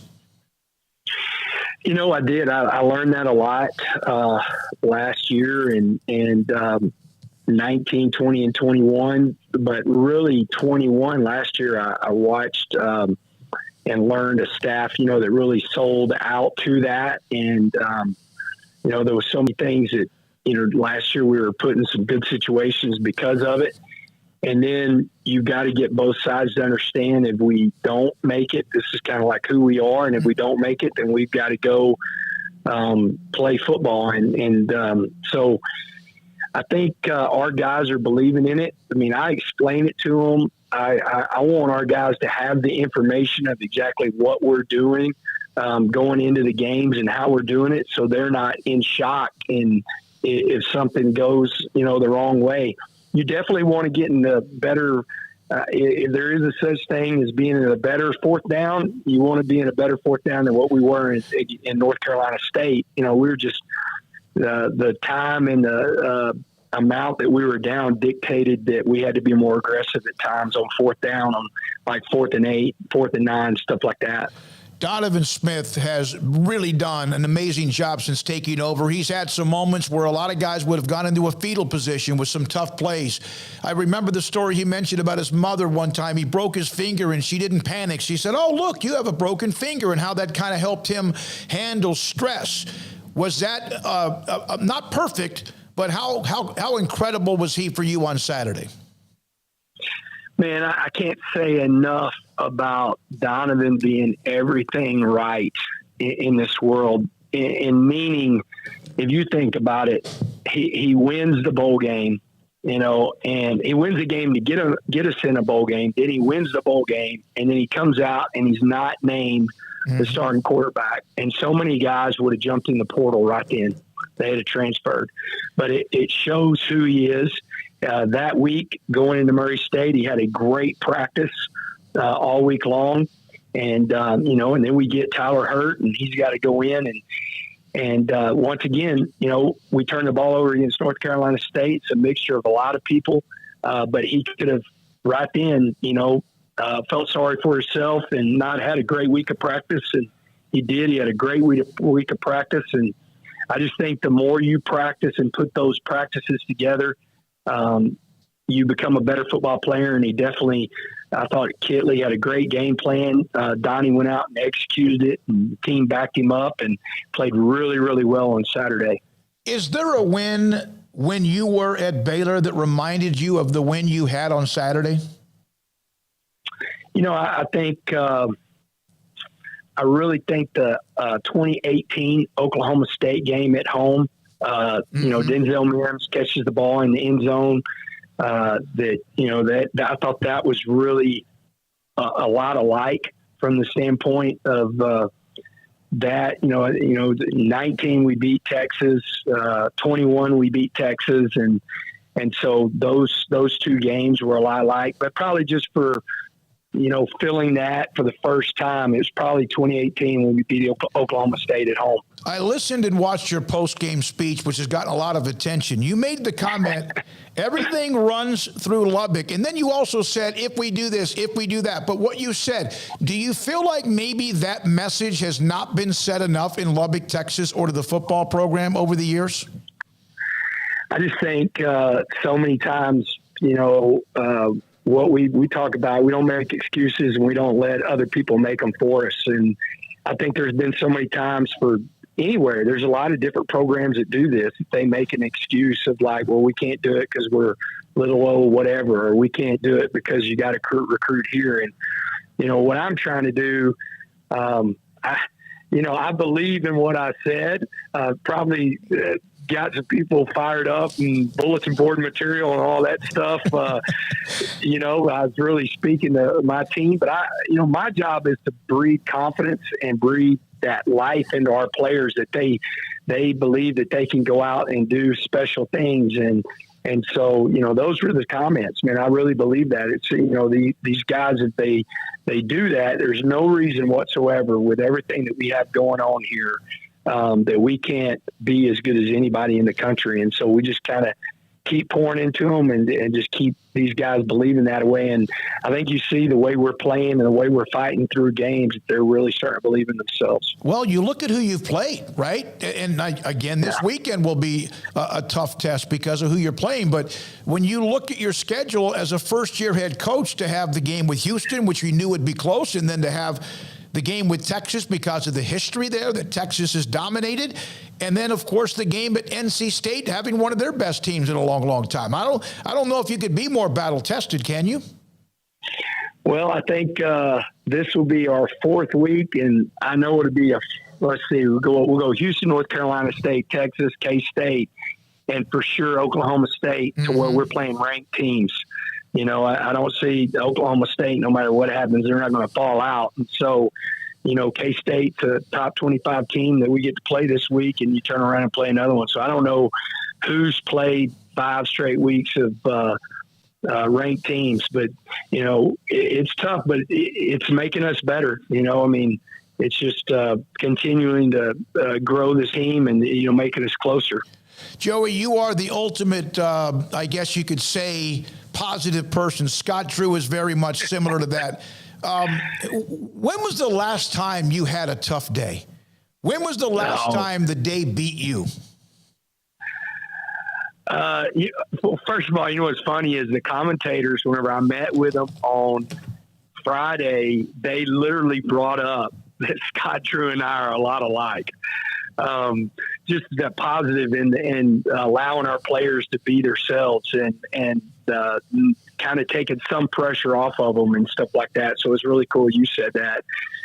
Man, I always I've heard different people say it before. There's bad moments and not bad days, and you can't let those moments ruin your day. There's probably been a couple of days that without a doubt, a couple of years ago, I had a rough one there in Waco. But was able to overcome it because I got great people around me. And man, I love what I do. I mean, it's amazing. I've never worked a day in my life. I get up every single day and I get an opportunity to work with players to help them become better men and hopefully fulfill their dreams. And so, if you love what you do, man, it's easy to get past some of those bad moments and continue to have good days. Joey, hope to talk to you again soon. Thank you very much. Congratulations and good luck this weekend. We appreciate your time.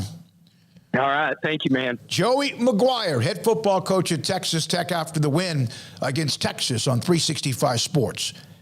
At Allen Samuelson Waco, during Ram Power Days, shop the year-after-year award-winning new 2022 Ram 1500, designed to be durable, functional, and stylish. This is a truck that's legendary. Get the first-class feel and luxurious leather trim seating options, exceptional legroom and storage, plus surround view camera options you'd expect from a premium truck. Allen Samuelson Waco is the place to shop for Ram trucks. Visit today or browse online at allensamuelsdcj.com. Come by. Let's be friends.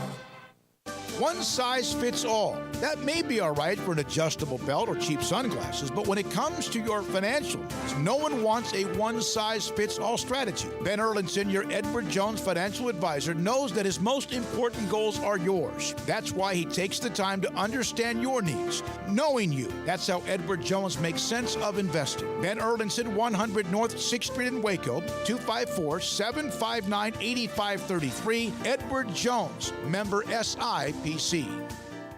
From the first workout to the last practice, sports is an incredible challenge.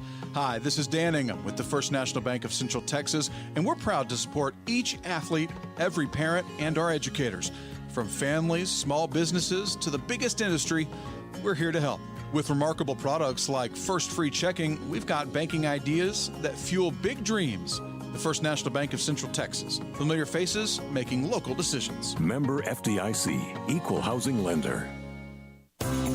At Ideal MRI, we feel blessed to be a part of the Waco community. We're a small family business right here in Central Texas, and our goal is to bring down the cost of health care while maintaining high quality. At times like this, the cost of health care has never been more important, and unfortunately, significant illnesses and injuries still occur. That's why Ideal MRI is open and here to serve you through the difficult time. We offer premium MRIs just like a hospital with state-of-the-art technology and specialists, but you'll pay less.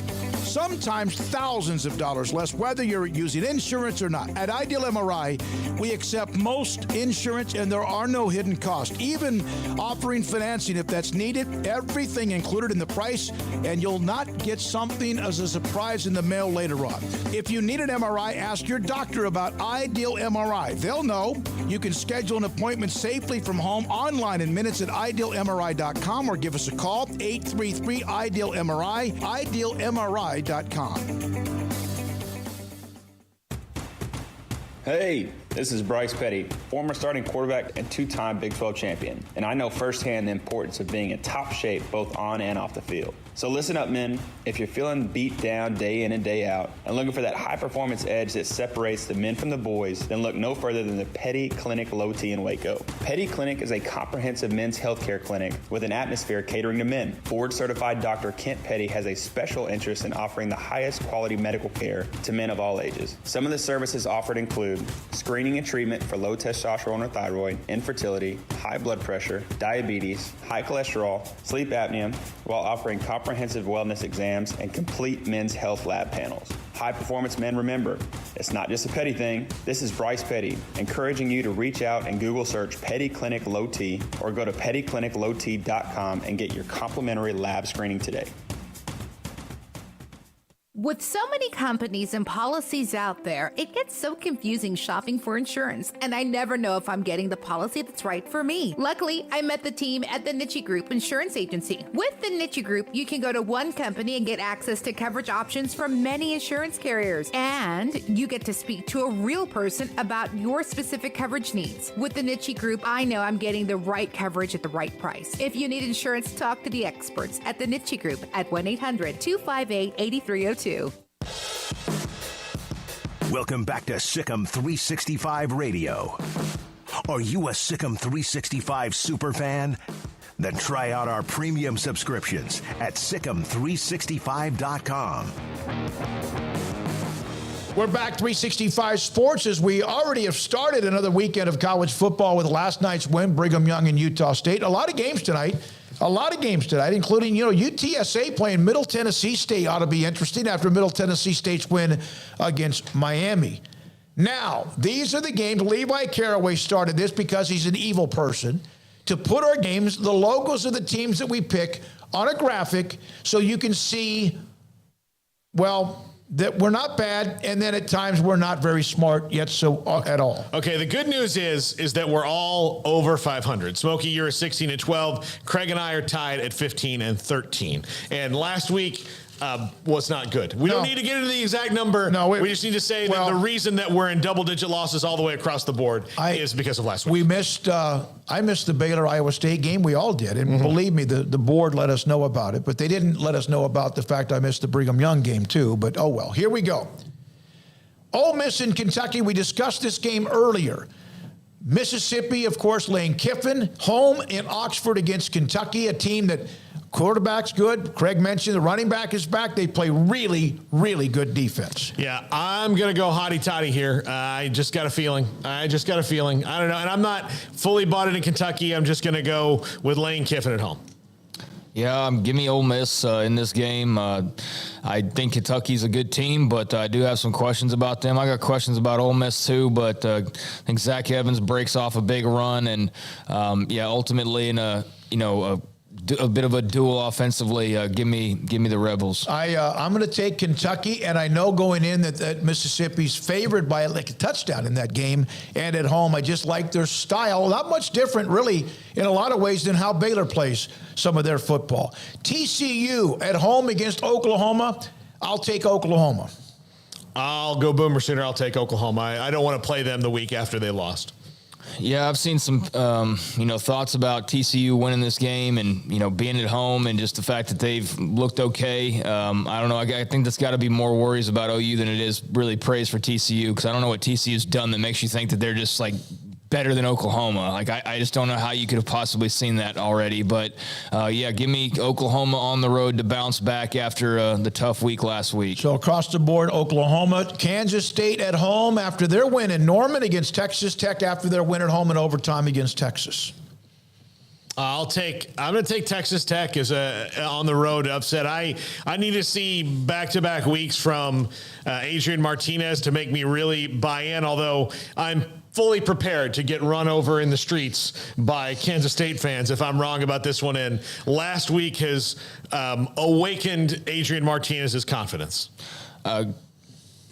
Awakened his confidence, but you're going Tech. Right. I'm going Tech. I said, I'm like, if that's happened and he has back-to-back weeks, like I said, I'm fully waiting for Kansas State fans to unleash on me, but I'm going Tech right now because I need to see it a second Kansas week in a row. State fans are sweet. I'm curious about how K-State scores because they're going to have to force the run and break through with the run, and Tech's not going to, want them to do that or really allow them to do that. So I think they're going to have to be able to toss it around a little bit, or they're just going to be able to run on Tech, and that itself will be, I think, a bit of a story. But give me K-State at home. I think that they got some of their mojo back last week, and Tech's a great story, and they got a lot of belief right now.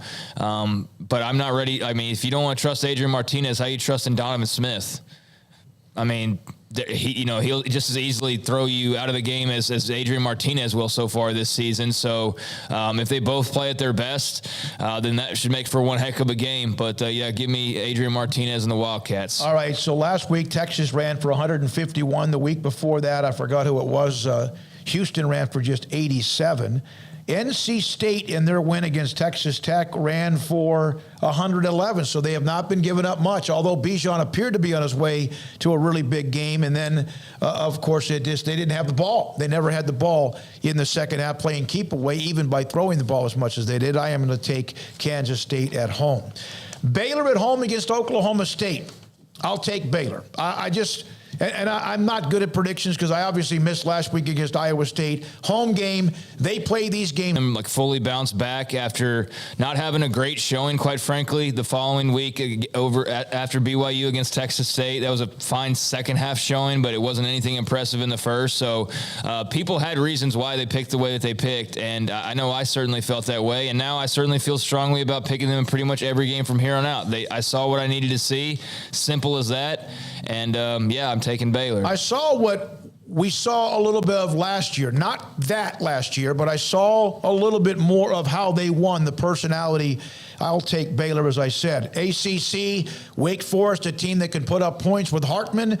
And Florida State's been a nice story, as you know, Paul. It's in Tallahassee. The Seminoles ranked in the top 25, and one of the polls getting a little love. Yeah, I think that this is going to be interesting because Tallahassee wasn't really affected by Hurricane Ian all that much, but a lot of the fans who are coming to the games are affected by Hurricane Ian. They're giving out free tickets to anybody who's been displaced by the hurricane. They're expanding the student section. So I don't know how the crowd is going to be based on that, which it's a sellout. If it was a normal week and no hurricane, I would be more confident in my pick of Florida State at home, but I'm very confident in Jordan Travis after what I saw last week. I don't think Wake has the defense. This is going to be a little bit of a shootout, but I do like Florida State at home in this game because of Jordan Travis. I'll take the Seminoles as well. Craig? Yeah, give me FSU. All right, Kansas and Iowa State. We discussed that quite a bit in the previous segment. I'm taking Iowa State. I'm not confident with it. I just feel like perhaps that they'll find a way. I'm not sold on them at all. And I am kind of sold on KU, but I just feel like Iowa State might grind this game down a little bit. I agree with you, Smokey. I think that Iowa State's going to do everything that they can to keep the ball out of Kansas, away from Kansas. And that for sometimes with the teams that are a little inexperienced to the success, that can throw them off. I fully expect that Kansas will score some points in this game. I don't know if they can stop Iowa State. I think Iowa State wins this one, but it's going to be like every Kansas game. It's going to be fun. Yeah, I think the Jayhawks will find a way to light up the scoreboard a little bit, but just not to the extent that they have been. I think this is a must-win for Matt Campbell in so many ways. I know Kansas is better. It's not like losing to them when Texas lost to them the first or the second time. But I just think that the Cyclones have to have this one, or else it's going to get sideways, not in terms of like hot seat, obviously, like that's never going to be the case there, but just in terms of, not living up to expectations. I mean, I think if you turn around and you lose 2 conference games this early on in the season, coming off of a little bit of disappointment, so to speak, last year, I just think that that's kind of a bad run and a bad funk for ISU. So I think they kind of have to win this game just to kind of keep that hope flowing. They lost their minds because Baylor passed them by back in 19, and then they bounced back to play for the Big 12 title against Oklahoma. Lost, played well, but lost. And then last year it was Baylor again. This is supposed to be their time with Matt Campbell. So I would argue that Baylor never even passed them by. They had already done that, and I don't think Iowa State ever repassed them. In 19? I just think in general, they've always been ahead of Iowa State. No. I'm talking about what Iowa State's run. Everyone started to jump in on them in 19. They did not play for the Big 12 title. Baylor did, which was a surprise. Matt Rule and them, that was a surprise. Iowa State, not there. Then they came back, and then last year Baylor. I see what you're saying. They never passed them. Yeah. Well, I mean, they did because of 2 and 7, but I get what you're saying. Baylor's been better year in and year out for the last 10 or 12 years than Iowa State. If you put it on like one of those old dot charts, like they had a better record one year. Yeah, wow. My point is that Iowa State. What I'm trying to say is that, but the fans of Iowa State, you could say whatever you want, and I can say Iowa State fans are going to lose their mind if they get passed by another school in the Big 12 when this is supposed to be their time with Matt Campbell. That was my point. All right, Clemson and NC State, ACC. We've discussed this one quite a bit. I'll take Clemson. I'm going to take NC State. Tim Brando sold me. I'm just going to say Tim Brando sold me, and if NC State doesn't win this game, I will blame him.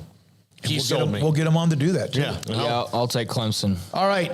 One of the stories last night in the NFL, and we're going to have Dave Aranda coming up next, Baylor head football coach, was the Miami game with Cincinnati. The Bengals have bounced back to win a couple of games in a row. Was the injury to Tua Tagovailoa, and it was gruesome. We're not going to show it, but I asked a couple of doctors that would know about when you see a fighter, a boxer in the ring, get knocked cold out. You see their body, their bones freeze, right? Their and that I said, is this what we see?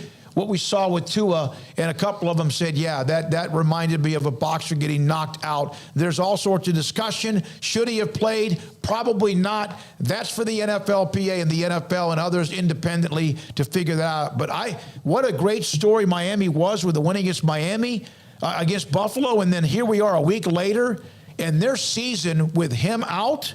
What happened? It changes. And Mike McDaniel, he was adamant of it last night about Tua passing concussion protocols and this and that and the other, and that's never going to happen while he's there. But, man, there's just going to have to be some look into that, because to be in concussion protocols and be like, no, it's a back injury, and then and even if he wasn't in concussion protocols, that hit would have hurt him no matter what.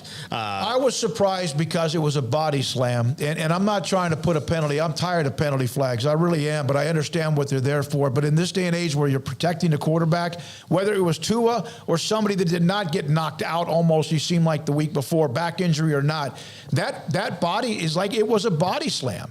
And sometimes you would have seen a flag. That would not have prevented Tua from freezing up. But that was one of the big stories in the NFL. Craig, there's no debate whether Tua should have played in your opinion last night.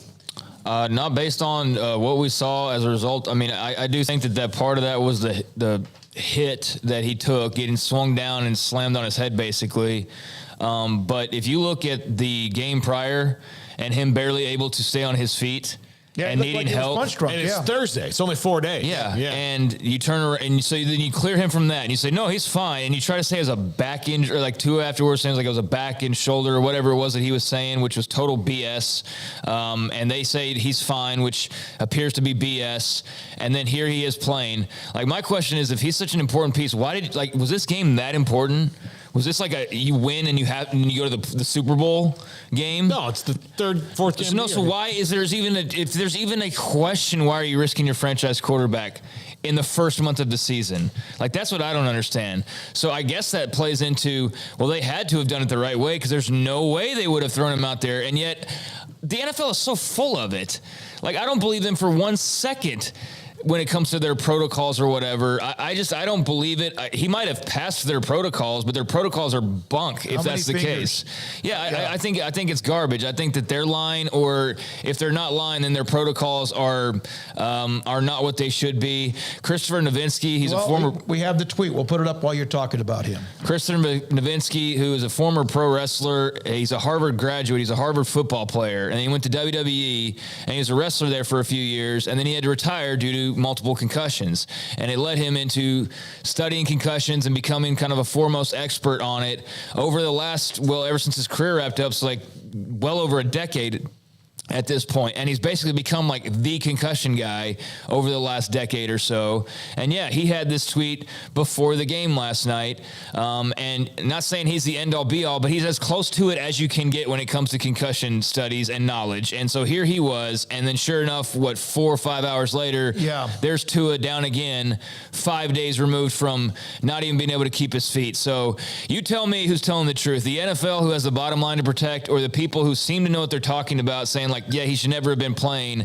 I don't trust the NFL. I have no reason to trust the big corporate entity who's just worried about their product and has shown time and again that they care about the players to a certain extent. Until there's a lawsuit. Until there's a lawsuit. I'm not buying what the NFL's selling here. So, yeah, I think it's a real shame. I'm not going to say told you so or anything like that, but I think it's a real disservice to Tua. Yeah, there is a lot of people just throwing out opinions that somebody should be fired. I think that until we know for sure, and even maybe they will get fired just because in this day and age. But I think that's a little harsh until we actually know. But, yeah, it did seem like the worst of all things that could happen was the body slam, and then of course what happened, and thank God they didn't. I guess they did on Amazon. I didn't watch the game. I just saw some of the highlights. Gavin Escobar, good man, a young kid, 31 years old, former Cowboys tight end. He was drafted back in 2013. A lot of high expectations. Saw this last night.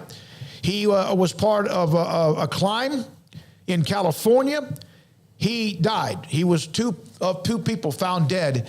He was 31 years old, former Cowboys tight end, died while climbing a rock face. Really, I smile when I think of Gavin Escobar, because I think of when he came in as a rookie and how he looked. And then like 2 years later, which I think was his last year with the Cowboys, he had kind of gone full California hiker, outdoorsy guy, really friendly guy, really great to talk to. When I did get a chance, we did get a chance to talk to him, covering the Cowboys, and it's just a really tragic thing. And you'll probably have a moment of silence in their game coming up on Sunday against the Commanders, the Washington and Dallas game coming up this weekend.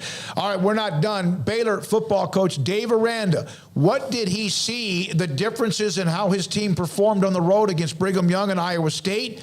Did he see that look or not that he saw in Provo? And it's Oklahoma State week, and that's next here on 365 Sports. 1, 2. I'm in love with a man named Rudy. I'm okay with that. He knows exactly what I want. He keeps me coming back. He cooks breakfast, lunch, and dinner for me. Does the dishes too. I'm in love with a man named Rudy. Last name Barbecue. It sure is easy to fall in love with Rudy's tasty oak smoked barbecue. Next in line.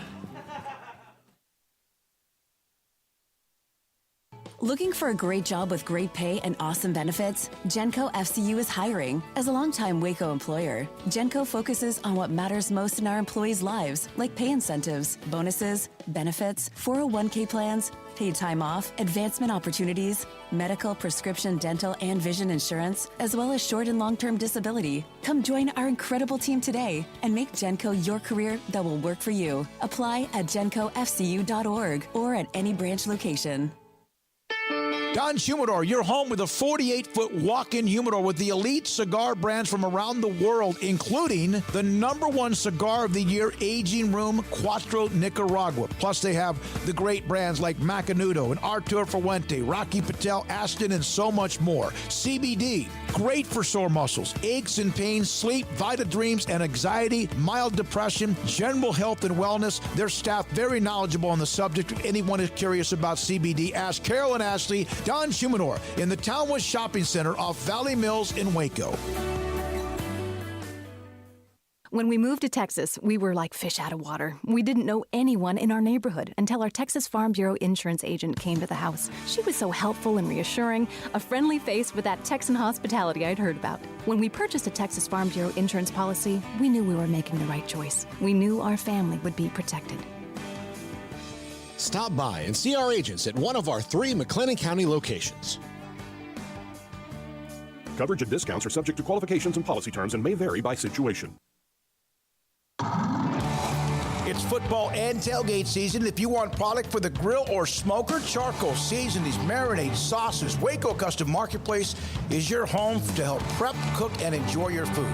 Tailgate must like brisket, tri-tip, fresh-made burgers, sausage, chicken wings, and if you want steaks, call in your order and pick them up. Bacon wrap fillets or any kind of ribeyes. USDA Select, Choice, and Prime that melt in your mouth. House-made sausage and jerky. Also, Waco Custom Marketplace, a one-stop shop for tailgating, barbecue cook-offs, and family get-togethers, fundraisers with fair prices to you, the customer. A bakery with fresh baked bread and kolaches. There's cold beer, wine, and soft drinks. Serving Waco restaurants and families since 1940. A cut above the rest. Waco Custom Marketplace, open Monday through Saturday at 425 Lake Air Drive in Waco.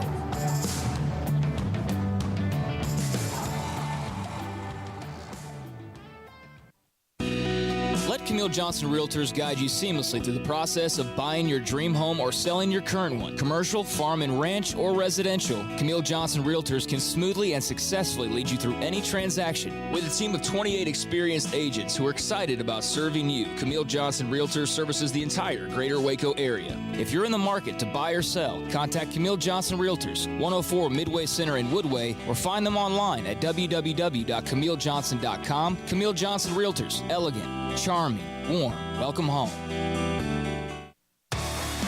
Welcome back to Sikkim 365 Radio. Shapen hands it off. Reese can hit the hole decisively, still on his feet, and in for the score.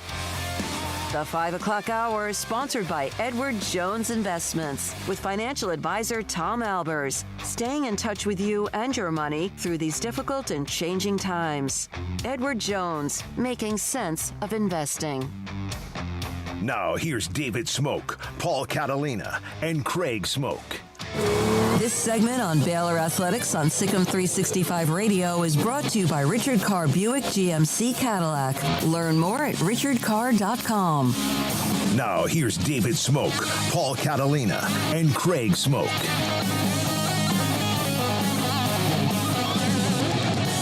Baylor football coach Dave Aranda with me, Sikkim 365 Radio, 365 Sports.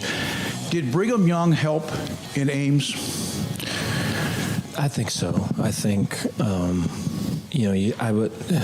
would love to say that that we didn't need it, but it does appear that helped us. I think sometimes young people, and I'm looking at my processes too and things that I could do better, that it certainly helped going through it. Is better understood than just talking about it. The eyes that you mentioned after Brigham Young, did you even sense that in Ames? No. Yeah, none of it. You have a football team that knows how to win, expects to win. Mm-hmm. Do you feel that from them day in and day out with the process, the culture, the words that are used?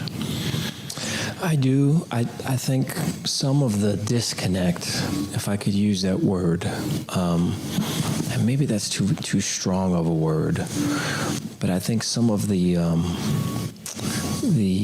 issues that we've been working through is just the youth of the team, right?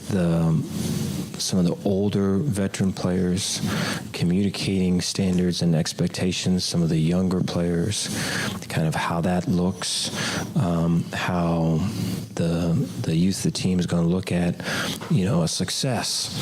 And is everything always going to, if you put in the work, does it always going to look like that?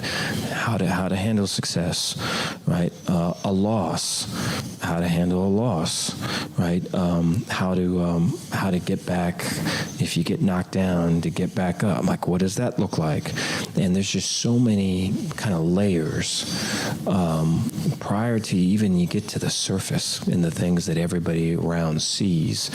There's so many things that are down below that are really kind of foundational things, and that really, as you talk about, a lot of times people just kind of gloss over because they're not really connecting it to experience. So the experience is really the greatest teacher, and so there's a fair amount of all of that going on daily. How do you keep a team from playing the game on Wednesday? Mm-hmm. Yeah, well, I think you try to have a build up to the week. You try to emphasize, the little things over the big things, and you try to build it to continually kind of push to where, this is an inside-out process. So we talked about last week the Buffalo Bills, and they played Monday night game, and Coach Mar Levy was there, and where else would you rather be than right here, right now? And so I talked about him as a coach and some of his accomplishments, and then I showed a little quick video that kind of highlighted him, and then we showed I think there's some guy with his phone had it down on the ground when Jim Kelly introduced him, and he kind of comes up and then he says what he says, and the whole crowd just comes alive, and so just the ability, man, to transcend all the technique and scheme, and to when you are authentically you, and you're not trying to be anybody else, and he's doing Shakespeare and reading poetry to his team, and he's doing all that. And I'm talking about this for the players more, for us as coaches, but then you can handle the vulnerability part good too. So it's like you're in a big stage and you lose, but you lose as a human. You don't lose as a blaming, shaming, all this other thing. That when you go through that, right, here's what's possible, just the connection you can make with just a whole community when that chant was going on. And so we have something I've showed the team quite a bit of, like the wins, the losses, the praise, the criticism, right, the rehab, the betrayals, all of it. And so I look at his face, here's a guy that's been through all of that, and this is how you win in all of that, and this is how you become in all of that. And so I think we try to get our emphasis on that. And so that is not trying to win this game.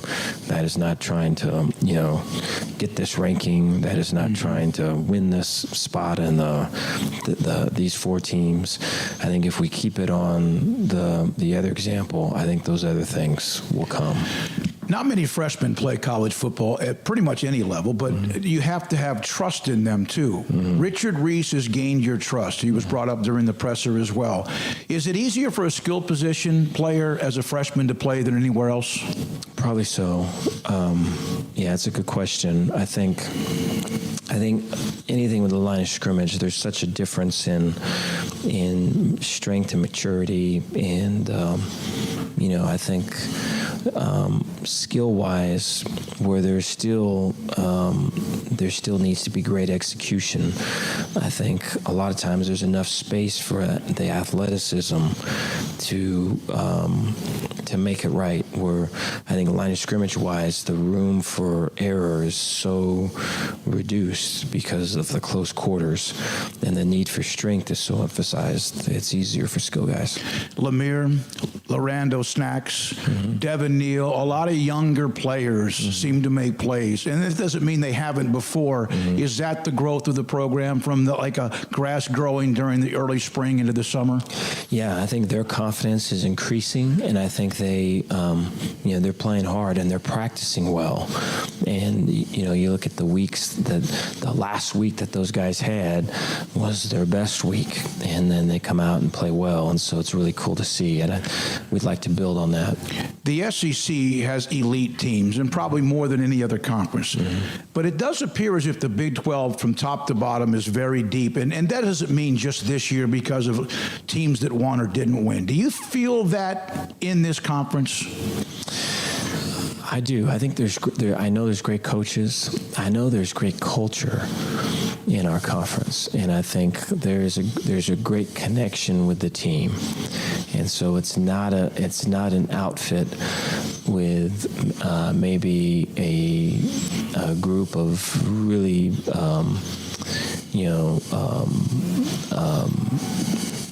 freakish athletes doing this or doing that. And while we do have great athletes, it's not that. It's more of teams winning as a team. And I think that's why you have so many games that are just down to the wire, because they continue to fight, and they can, there's a belief in their brothers to their left and right. And so I think that will make for some entertaining games. That'll make for a lot of nail-biting games. You mentioned Bryson Jackson has gained confidence. Is he now someone you play him not just on passing downs, you just want to find a way to get him on the field?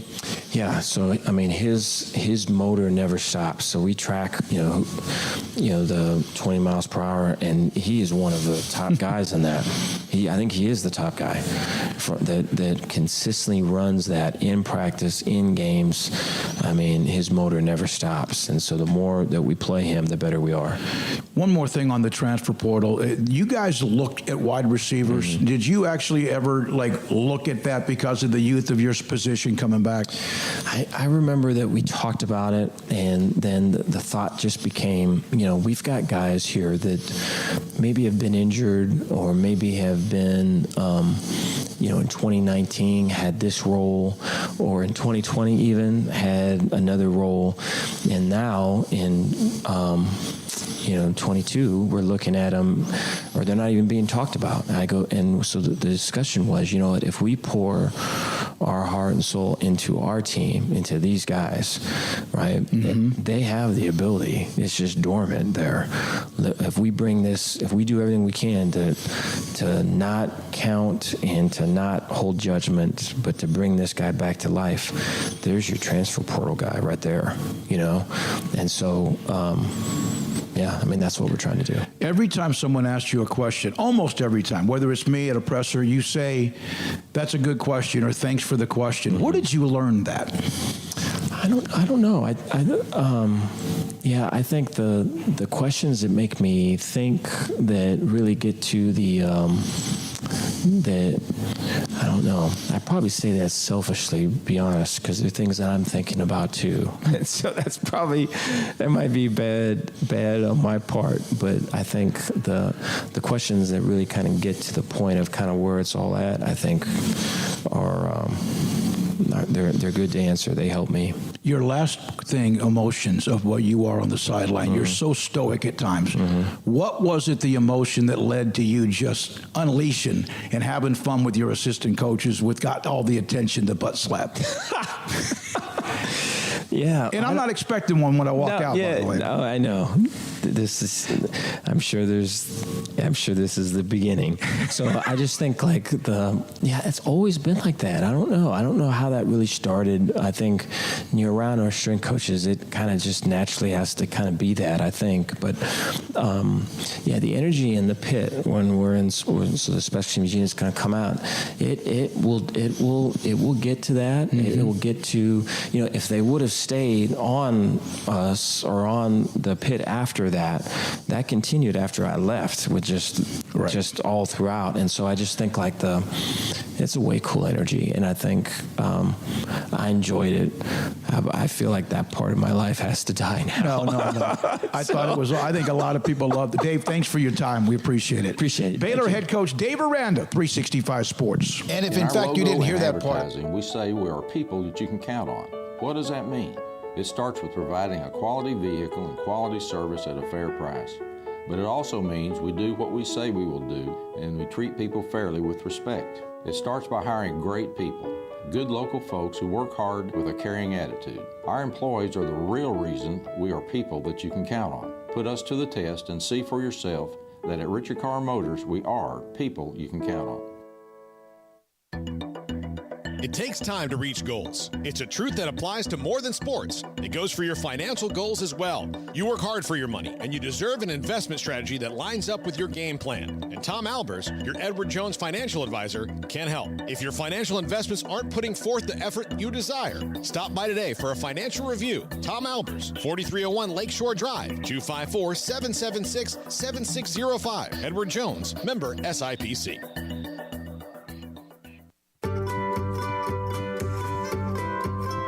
You want to know why Stonewood Dental is so successful? Listen to what happy customers have to say. It's pleasant. It's different than any other dentist office. I really feel like they care. And it's not that you're here for 2 hours waiting on someone to take care of you. It's quick and easy, and I bring my kids, and my kids love being here too. They really love the treasure box. Staff is really nice and accommodating, real friendly. You feel more like home. It's not sterile looking. Everybody has their own personalized rooms with decorations and decor, and they'll even have a blanket for you when it's cold. I've recommended people to actually come here, and they are patients now. I really love it here. It feels like family. Learn more, stonewood-dental.com.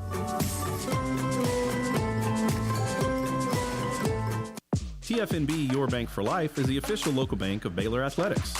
Find out why more Central Texas are making TFNB their bank for life. Sign up for our Edge checking and savings accounts to earn interest or cash back. With 5 convenient locations and an award-winning mobile app, banking has never been easier.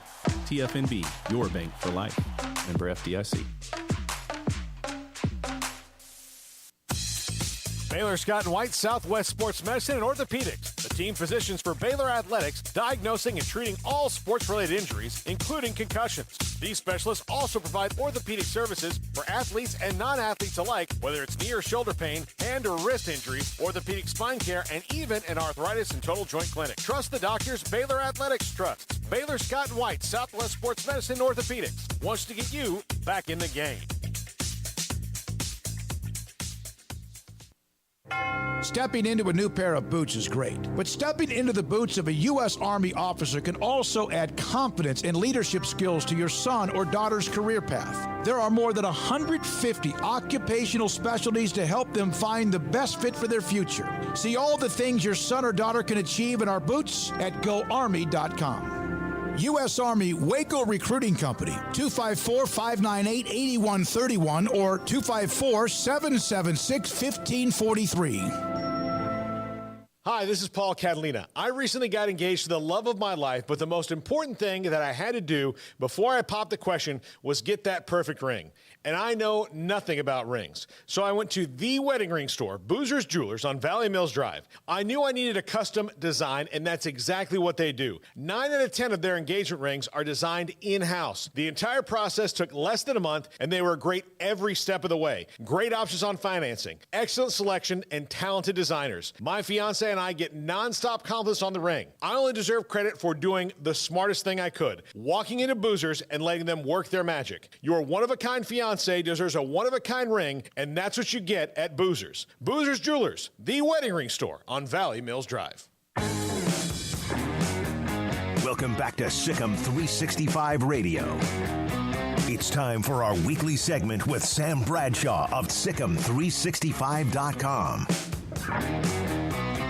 as we do each week as Baylor enters their next game. And, of course, Oklahoma State on Saturday at McLean Stadium at 2:30. Sam Bradshaw from SicEm365.com, football analyst, joins us on this Friday. Sam, 2 games last year, they were both physical. Baylor, of course, almost blew the doors open before Oklahoma State came back last year in the championship game. Any similarities you see to each team this year? I think both teams have a lot of similarity to what they did last year schematically. Oklahoma State's got a new defensive coordinator, but a lot of the scheme they're running is very similar. So you miss some of the bells and whistles that Jim Knowles had, but a lot of what they're doing is very, very similar. And, Baylor has the same schemes, but you've got a lot of faces. Baylor's skill weapons at running back and receiver have largely turned over. Oklahoma State's back 7 has largely turned over on defense, so that'll be something to watch. And then on the other matchup, Oklahoma State has lost 2 or 3 starting linemen from last year. And it's an interest. And they also lost Jalen Warren and Tay Martin, who are 2 of their best skill guys, as well as the 2 backup running backs that they had last year, including Desmond Jackson, who was stopped at the 1-inch line on the final play of the game. So it'll be interesting to see how everything goes. I think Baylor should be able to limit their running game with just their down front and not really have to involve their safeties much at all to limit the run. So Oklahoma State's going to go about as far as Spencer Sanders can throw them. Is that, do you feel that that's a better proposition this year than last? Well, the interesting thing about Sanders is he's thrown about 1.5% of his attempts as interceptions against teams not named Baylor. And it's north of 9% in his last 2 games against Baylor. So whether it's something that Aranda's doing schematically or whether it's something that you're seeing that it's just the amount of pressure that Baylor's able to get from some pretty conservative coverage looks, whatever it is, it's clearly getting to the guy. And if Baylor can keep that up, that's going to be a huge, huge benefit going into tomorrow. Sam, what were your main takeaways from the showing last week against Iowa State? I mean, obviously they proved they could go out on the road and win a game, which is something we were, kind of waiting to see, and has been a bit of a struggle. Blake Shapen played really sharp, got some turnovers. I don't want to take all your answers here, but those are top of mind for me. What else for you? I liked the approach on the road. I liked the fact that they stuck with the running game and were physical with it against a very physical and disciplined Iowa State defensive front. Iowa State's a team that they're going to keep everything in front of them, and they're going to make you block some of the best D linemen in the conference over and over and over again. And they've got really good linebackers. I mean, Orion Vance and Gary Vaughn, the 2 guys that are typically their inside guys, they've been around forever. They may not be the biggest names, but they're very good against the run. So to be able to get a pretty productive game out of Reese and a couple of the other backs was huge. If you can do that against them, you can do it against a lot of teams in this conference. And then also just to see a good game out of Shapen and the receivers. They responded to one challenge with Iowa State's very conservative zone coverages, keep everything in front of them philosophy. And a lot of what they weren't able to execute on at BYU against some of those looks, they were able to do in Ames. And this week it gets pretty different. Oklahoma State is not afraid to come after you. And frankly, they kind of had to do a little more blitzing against a couple of their FBS opponents so far in Central Michigan and Arizona State in order to shore up some run defense issues that were plaguing them early in those games. It'll be a very different challenge for this passing game because you're going to have these guys go and beat somebody that's playing them close. It's going to be a lot more of what they saw against Texas State than what they saw against Iowa State schematically. What did Baylor do to give Blake Shapen a little bit more comfort level on the perimeter to have that option to run or throw? Well, I think they did a good job of scheming up some looks. Iowa State, generally what they're going to do going into the game. They recruit to it, they do it, and they change up their looks, but it's generally keep everybody in front of you, change up your coverage, try and force the offense into executing a lot or getting mistakes. And based off of that, Baylor was able to get into some formations, get some things off play action. because when you're trying to keep everybody deep, there's only so many people you have up close, which means there's a lot of bootlegs that can potentially come open, especially if your passing game's hitting downfield, as it was with Chapin, to keep people camping off of those just quick boot actions and other things like that were coming open. And I think you'll see some of that against Oklahoma State. You know, they've got some very inexperienced guys at a couple safety spots, at a couple linebacker spots, at the corner spots. So I'm anticipating Baylor throwing a lot of motion, a lot of misdirection, and making these guys show that they can get their assignments right. Sam, you mentioned about throwing the crossing routes. Do you think this is a big game for Ben Sims, potentially because of the inexperience there in the middle? I think it's potentially a big game for all the tight ends. I think Oklahoma State has a smaller guy at their field safety position, and one of their middle safeties isn't exactly the biggest guy. So you've got some size matchups that those tight ends can go win, and you have the ability to scheme them open, formation the defense into some looks that should give you favorable matchups. I think the tight ends are a big weapon in this game, and a weapon that I think Baylor has a lot better options at than Oklahoma State does. You know, Oklahoma State has some really, really good skill guys on offense on the running back and receiver room. But from the tight end standpoint, they got a lot of guys who are blockers. They got a lot of guys who are receivers. I don't think they have anybody like Sims that's kind of the whole package. Sam, do you think that the defense has perhaps broken the seal in the turnover game? Potentially, with turnovers, a lot of it is disrupting the offense, and a lot of it is luck. A tip pass here, right? You do it 10 times, 3 times you get an opportunity to pick it. And does it bounce the right way? I think you'll get a little bit more of it as Baylor breaks out some more of their defensive scheme, because early in the year, whether it was Jaron Hall wanting to keep as many people back to keep him in front of you, and BYU's offensive line doing a really good job of picking up your pressures, or if it was the other 2 early games where you're like, we don't need to break everything out to limit these guys. Let's keep everything off of film so these upcoming offensive lines don't have an extra ability to study us. I think you're going to see them break out a lot more of their pressure packages and break out a lot of the looks that guys are getting really good at. And I think that's, to a certain degree, why you've seen some of the Jack linebackers have a much more productive game in Ames than they did before, because they were finally kind of turned loose with a lot of the pressure packages that have been held back. Oklahoma State last year and Baylor were like just 2 people grinding on each other. Chapin had that huge first half, and then we know he kind of got shut down a little bit with that shoulder. Do you expect that, or do you feel like one team, if they get an extra turnover or 2, has a chance to separate?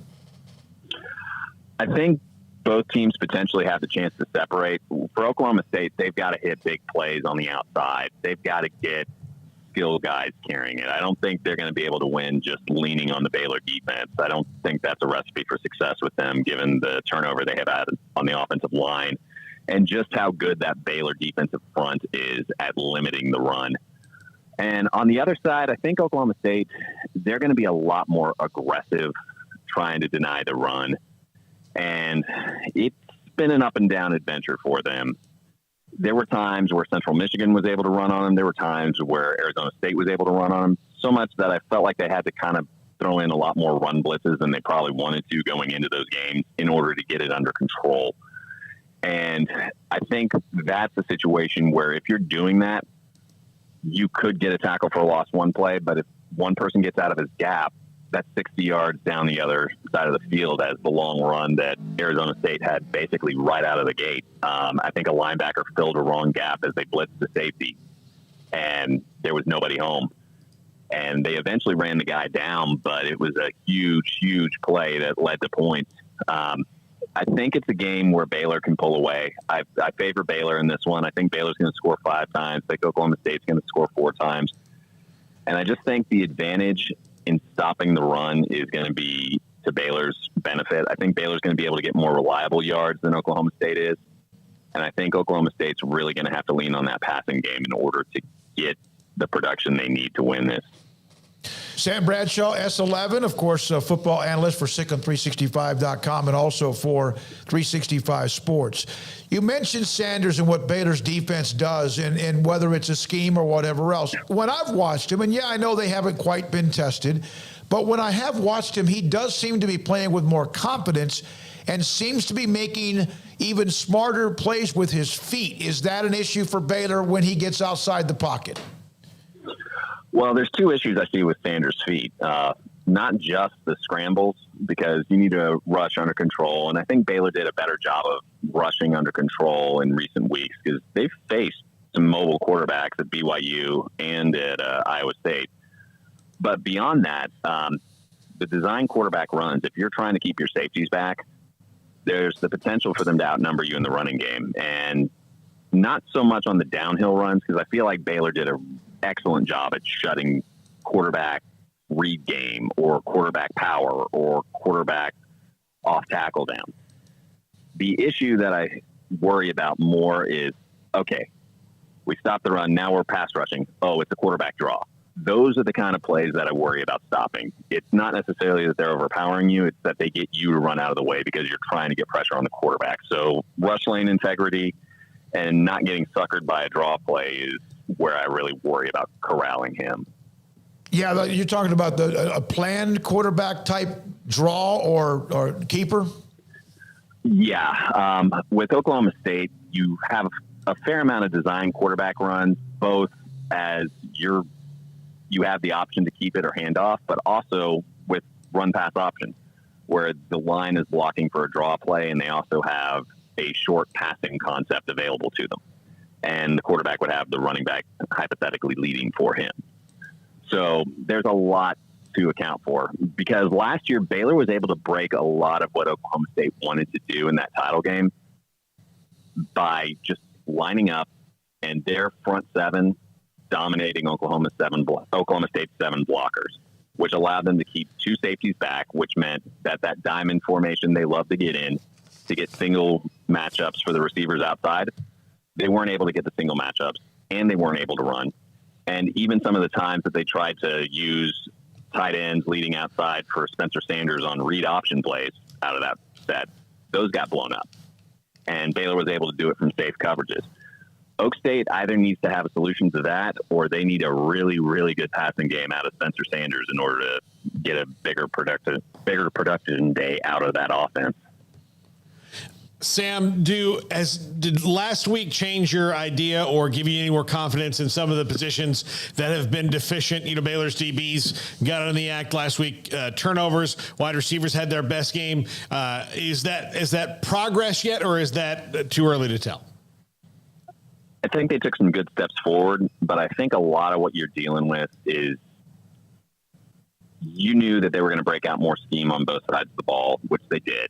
And you knew you'd have a pretty good idea of where those receivers stand against zone coverages as a result of that game. And I think you passed with flying colors there. But I think there's some other tests coming up. You're going to have some teams that are going to get in the receiver's face a little more. You're also going to have some offenses that are going to spread you out a little more and not have the recruiting ability of a Texas State, for instance. And how do you handle those? And how do you handle the new ways they try and break what you're doing schematically? I think that's the challenge to see what they do next step. This team still has the ability to go win the Big 12 and do it emphatically, but they got to keep improving. Last year's team did not show up in Stillwater the way that they were playing down the stretch. And I think you'll see them get better the same way last year did as they go on. I think it was a great step in the right direction, but the teams coming up on the schedule are going to challenge you on the chalkboard and in personnel matchups a little differently than Iowa State would, than BYU would, or than how Texas State did. Sam, as always, thank you very much breaking it down for us with the X's and O's. He writes some amazing stuff following and even leading into each weekend. Sam Bradshaw, S11, with us on Fridays in 365 Sports. Coming up next, Paul Catalina wraps up the week with his top 5 on 365 Sports. At Allen Samuels in Waco, during Ram Power Days, shop the year-after-year award-winning new 2022 Ram 1500, designed to be durable, functional, and stylish. This is a truck that's legendary. Get the first-class feel and luxurious leather trim seating options, exceptional legroom and storage, plus surround view camera options you'd expect from a premium truck. Allen Samuels in Waco is the place to shop for Ram trucks. Visit today or browse online at allensamuelsdcj.com. Come by. Let's be friends. One size fits all. That may be all right for an adjustable belt or cheap sunglasses, but when it comes to your financial needs, no one wants a one-size-fits-all strategy. Ben Erlinson, your Edward Jones financial advisor, knows that his most important goals are yours. That's why he takes the time to understand your needs, knowing you. That's how Edward Jones makes sense of investing. Ben Erlinson, 100 North 6th Street in Waco, 254-759-8533. Edward Jones, member SIPC. From the first workout to the last practice, sports is an incredible challenge. Hi, this is Dan Ingham with the First National Bank of Central Texas, and we're proud to support each athlete, every parent, and our educators. From families, small businesses, to the biggest industry, we're here to help. With remarkable products like First Free Checking, we've got banking ideas that fuel big dreams. The First National Bank of Central Texas. Familiar faces making local decisions. Member FDIC, Equal Housing Lender. At Ideal MRI, we feel blessed to be a part of the Waco community. We're a small family business right here in Central Texas, and our goal is to bring down the cost of health care while maintaining high quality. At times like this, the cost of health care has never been more important, and unfortunately, significant illnesses and injuries still occur. That's why Ideal MRI is open and here to serve you through the difficult time. We offer premium MRIs just like a hospital with state-of-the-art technology and specialists, but you'll pay less. Sometimes thousands of dollars less, whether you're using insurance or not. At Ideal MRI, we accept most insurance and there are no hidden costs, even offering financing if that's needed. Everything included in the price, and you'll not get something as a surprise in the mail later on. If you need an MRI, ask your doctor about Ideal MRI. They'll know. You can schedule an appointment safely from home online in minutes at idealmri.com or give us a call, 833-IDEAL-MRI, idealmri.com. Hey, this is Bryce Petty, former starting quarterback and two-time Big 12 champion, and I know firsthand the importance of being in top shape both on and off the field. So listen up, men. If you're feeling beat down day in and day out and looking for that high-performance edge that separates the men from the boys, then look no further than the Petty Clinic Low T in Waco. Petty Clinic is a comprehensive men's healthcare clinic with an atmosphere catering to men. Board-certified Dr. Kent Petty has a special interest in offering the highest quality medical care to men of all ages. Some of the services offered include screening and treatment for low testosterone or thyroid, infertility, high blood pressure, diabetes, high cholesterol, sleep apnea, while offering comprehensive wellness exams and complete men's health lab panels. High performance men, remember, it's not just a Petty thing. This is Bryce Petty, encouraging you to reach out and Google search Petty Clinic Low T or go to pettycliniclowt.com and get your complimentary lab screening today.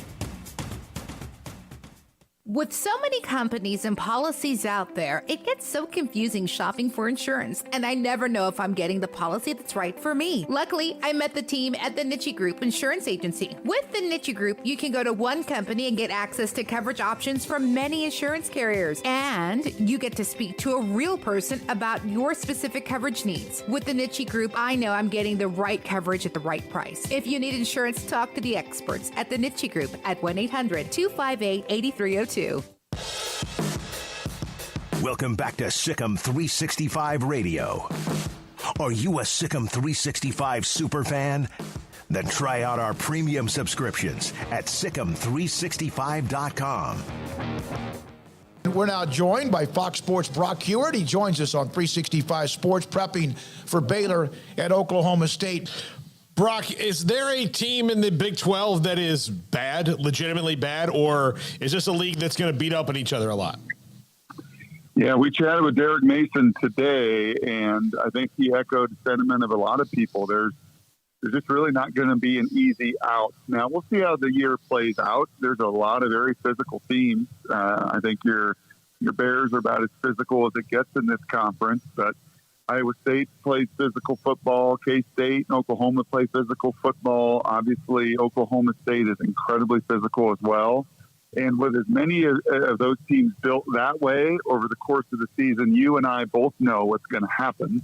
That what it looks like, week 1 in the Big 12 or week 2 is not in any way what it's going to look like by the end of the year, because you're going to have losses. You're going to have key contributors and key players that get knocked out for significant time just because of the nature of the physical presence in this league. And as I'm saying that, I'm kind of chuckling because it was just 5 or 6 years ago, no one would have ever said that about the Big 12. But there's new coaches, there's new blood, there's new physical programs.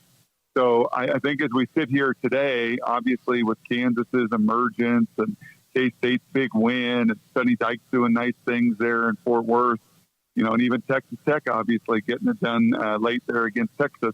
And not really an easy out. West Virginia obviously had some struggles out of conference. But I think Neil Brown's an excellent coach, and they still have a QB that can sling it everywhere, and they'll be a problem for some people. So there's really not a gimme on the schedule as we sit here and look at it right now. Brock, last year, Blake Shapen got kind of thrown into the fire on the road against Kansas State, a matter of fact. Plays the second half, then plays the season finale against Texas Tech, and then plays in the Big 12 championship game and plays really well early on before getting his shoulder dinged up and then missing the bowl game. Obviously, those 3 games helped, and now that the games he's played so far this season, but how much before you feel like you've really kind of found yourself as a quarterback? Do you think he's approaching that already, or do you think there's a little bit more experience required? Well, I think that depends on the people around you. And as Coach Aranda said the other day, coming out of the Iowa State game, I read into his quote of, he was trusting himself and trusting the team. And that's really the word, I think the word I continually come back to. It's not talent. I mean, he's got a beautiful release and the flick of a wrist. He's like, obviously a shortstop in baseball, and you see that arm talent manifest itself on the field. But it comes down to trust. And you had 2 senior running backs last year. You had 2 dynamic senior receivers. I'm looking at my board, comparing this year to last year. I had a Baylor a season ago against Iowa State, and it's like, who are these guys? Where did they go? Some of these receivers weren't even on the depth chart last year, and obviously asked to play significant roles. The true freshman running back was playing high school football last year. So the benefit is he has a bruising group up front. That does enable, I think, a quarterback to hopefully gain trust even quicker. But as far as throwing it on the perimeter, and you saw that in Provo, he was just hesitant. He flinched. When I watched that tape, I had BYU Oregon a few weeks ago. So in my prep for that game, I watched the Baylor game, and I was like, man, that is not the Blake Shapen I saw a season ago. That's not the one I saw in the Big 12 title game. And I think it was representative of just not trusting that perimeter, those perimeter people, and throwing with anticipation, and was just kind of clutching everything. And that was not the case in Ames. And I think for Coach Aranda, for Coach Grimes in particular, calling the plays, if Ames is a precursor of things to come, that's a good sign, because that O-line is good. The people on the perimeter will grow. Your tight end is elite. And this little freshman running back's got quite a burst to him as well. Brock, your thoughts about Baylor? I know they have not allowed over 100 yards in a game. Brigham Young, Jaron Hall hurt them with his legs, but mainly his passing. He was phenomenal with Roberts. Your thoughts about how they have been able to shut people down, no matter who they've played, with that big, thick, deep defensive line? Yep. Well, that's it right there, man. When you can win the most basic math equation on the field, when you're 4, and sometimes with Siaki, it's just your 3 to beat 5. It gives you so many more numbers to play with. It's kind of the inverse of what I was just talking about with a quarterback that can run. You get that extra +1 in the run game because he becomes a runner and not just handing the ball off. They do that defensively with their, as you said, huge, long, athletic, thick guys up front that just make you earn every yard, and then do enough in the passing game to squeeze and constrict and feel that QB feels their presence in that pocket.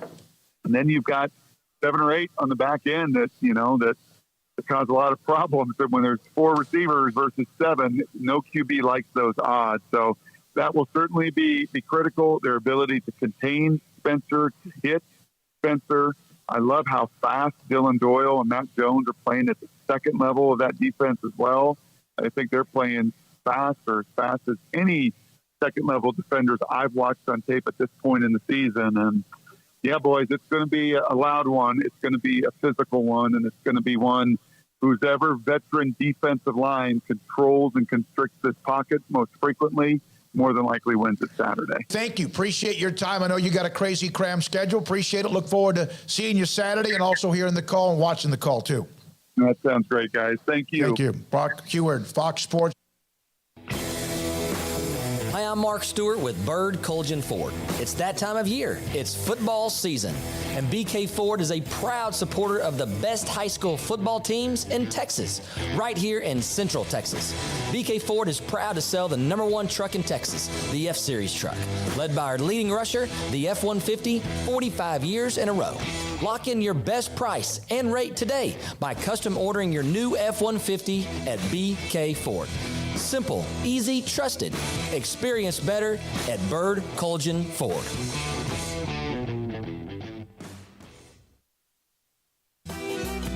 Shorty's Pizza Shack at 12th and Bagby is a homegrown, locally owned pizza place that's out of this world. Everything from the dough, the sauce, the sausage topping is made fresh in-house. Not to mention the amazing pizza pillows, the chicken wings are to die for. Try the Sikkim sauce, chili cheese fries or tots, plus great specials on food and drink every single day. Shorty's is also the perfect spot to watch the game with your friends. Shorty's Pizza Shack at 12th and Bagby. Tell them Paul sent you by. From the first workout to the last practice, sports is an incredible and rewarding challenge. Hi, everyone. This is Dan Ingham with the First National Bank of Central Texas, and we're proud to support each athlete, every parent, and our educators. From families, small businesses, to the biggest industry, we're here to help. With remarkable products like mortgage lending, we've got banking ideas that fuel big dreams. The First National Bank of Central Texas. Familiar faces making local decisions. Member FDIC, Equal Housing Lender.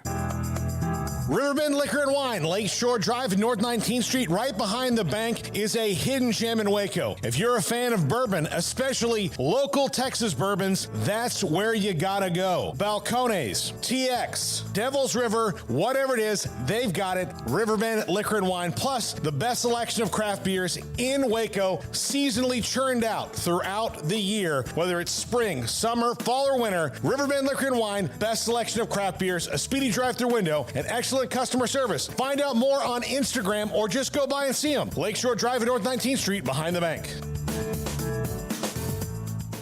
Pizza, burgers, and Bears football. There's no place around Waco that serves them all other than Bubba's 33. Come show your green and gold and enjoy some of Waco's best food and beverages while watching your favorite team, the Bears. When real Bears fans get hungry, Bubba's 33 is the #1 spot for ice-cold drinks, hand-stretched, stone-baked pizzas, and bacon-infused burgers. Join us for indoor or patio dining. Bubba's 33, Waco's restaurant and proud supporter of Baylor Bears football. Sick 'em, Bears.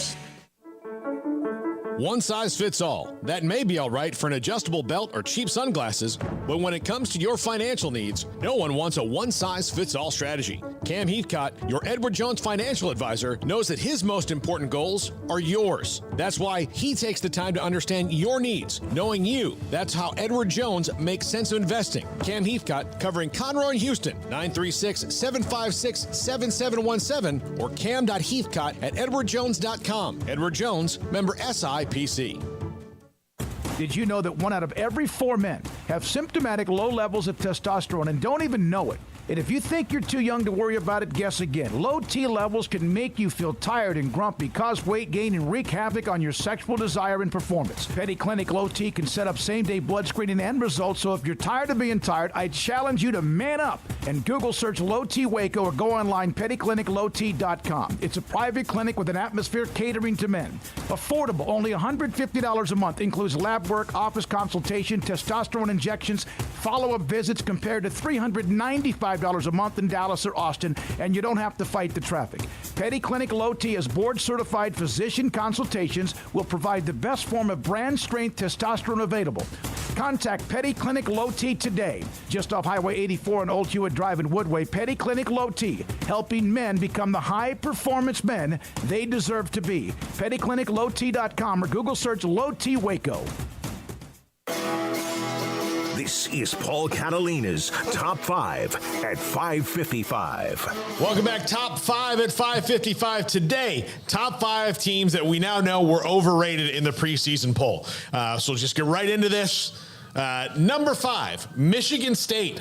I'm kind of surprised that they've lost 2 games already and they've fallen on the times they are. And I guess the group text we sent the other day that I sent you was I think Colorado State is having a little bit of sticker shock on Mel Tucker and $9 million the year after losing 2 games just like that. It's a big contract, and Michigan State. Michigan State.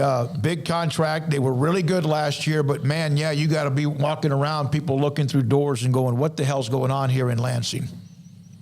Yeah, it's not good right now. They're not a very good team overall. You know, he won through the transfer portal and I guess attempted to replicate that, and it's not as magical as it was last year. I mean, wow, color me shocked that you went all in on a guy with very little evidence of any reason to do so because you just wanted to play defense basically in the college carousel world, and this is what happens. You way overpaid way too early for a guy who may or may not be the next big thing. They had a great year last year, but I mean, there's more losses coming their way. They're not just going to go win out and save face here. So I don't know where they end up ultimately. They might still end up being a pretty good team when all is said and done, but I do think you have to be very concerned about just how all in you went because you were worried about somebody else coming to get your guy. I think that's a bad way of doing business. They are on the road against Maryland, who's improved, it appears. Then they have Ohio State, Wisconsin, and Michigan. Yeah. Back to back. Really tough. And when you try to win for the transfer portal, it's like in pro sports when you try to win through free agency. The best thing to do is win with your guys or build a team with your guys and then pepper in the spots. Oh, look, we lost a quarterback. Let's go get a quarterback. Let's get a tight end. Let's get a guard. Let's not get all of this and win that way because you got to win with your guys. It's just like the Florida Marlins can win a World Series, all free agents. But guess what happens the next year? Hey, I'll do that. Yeah. I mean, it's okay, but you just can't expect sustainability. But it's still an outlier in everything. Number 4, Houston. While they just barely came into the poll, this is a team that doesn't look like it needs to be discussed in rankings at all right now. We've discussed them at length with the infighting and the stress that's going around Dana Holgorsen, but this was a team that I remember us talking about early in the season might have been like, hey, why don't you give them a little more love with Clayton Tune and the stuff they've got coming back and the wins they've had? Well, everybody else knew something that at least I didn't because I thought Houston was a little underrated to start the season, and now that's clear they've been overrated. I was, in fact, the idiot that thought that if they could get through the month of September, that because of the way their schedule's set up, that they would be in pretty good shape to run the table. Not be Cincinnati, not that, but in that position, and obviously that has hit a brick wall. Yeah, I mean, I've talked about it at length at this point. They've been massively disappointing. This was the year it was all set up to be great for Dana Holgorsen. It's what they've been building towards. And, again, I hate that Alton McCaskill's injured. I'll keep saying that just because I think he's a great player, and they're certainly missing him right now. But, Clayton Tune's senior year or super senior year, whatever it is at this point, this is not the start that you were anticipating. I'll give them some benefit of the doubt. They played a tough schedule. So as they get into American play, maybe that opens up a little bit and they get right. But early on, yeah, it's definitely been disappointing. All right, number 3, Texas A&M. I don't think this comes as any surprise. It might be a surprise that they're number 3, but look, after the App State loss, they beat Miami, they beat Arkansas. They were not gloriously perfect wins, but even an ugly win is a win. But even still, this is not a team that, even if they can manage to only lose another game or so this year and keep above 8-4, this was not to improve just from 8-4. This was to improve from 8-4 and contend for the CFP. This does not look like a team that can contend for the CFP. The only way they can wipe away the blemish of Appalachian State, and that will be hard, is to go into Tuscaloosa and beat them for 2 years in a row. Is Johnny Football coming back? No, I'm not saying. That's what I'm saying. Yeah, the only way you can that you could cover up the blemish of Appalachian State is to when you have to play Alabama and all your other games, you have to win the game in Tuscaloosa. And what if you finish 8-4 again? and then you're 8-4 again. Yeah. Well, then I don't care if you beat Alabama. I think that's not progress in any way, shape, or form. You've already beaten Alabama and finished 8-4. So basically, you're just Groundhog Day for millions of dollars of Jimbo. So I mean, I know what you're saying, but like at some point, even that gets old. We'll go lose games we shouldn't and lose 4 games a year. But hey, we beat Alabama every other time. You know, Spike Dykes at Texas Tech, and sometimes Coach Tapp at Baylor, they'd rise up and beat somebody they weren't supposed to beat, but then they would lose the game to North Texas. That's great. They also weren't acting like they were a top 5 program all time because they've got a bunch of money. And I'm not trying to just, throw slugs at A&M. They may not win this weekend against Mississippi State. Yeah, they might not. I don't even know if they're favored at last look. Yeah, so there you go. Yeah. So, they've definitely been a massive disappointment. I don't know how they went into this season thinking their quarterback spot was good. I mean, that's what's puzzling to me was that we were hearing all about Haynes King and this Max Johnson, this quarterback competition. And they get there and you're like, wow, that's not what I thought it was going to be. I think Max Johnson steadies them a bit. They've got a really good defense, obviously, but big injury to one of their Anaya Smith. So now you're basically down to Devon Achane, and that's really all you have offensively. So, interested to see kind of their course the rest of the way and who emerges for them, if anybody.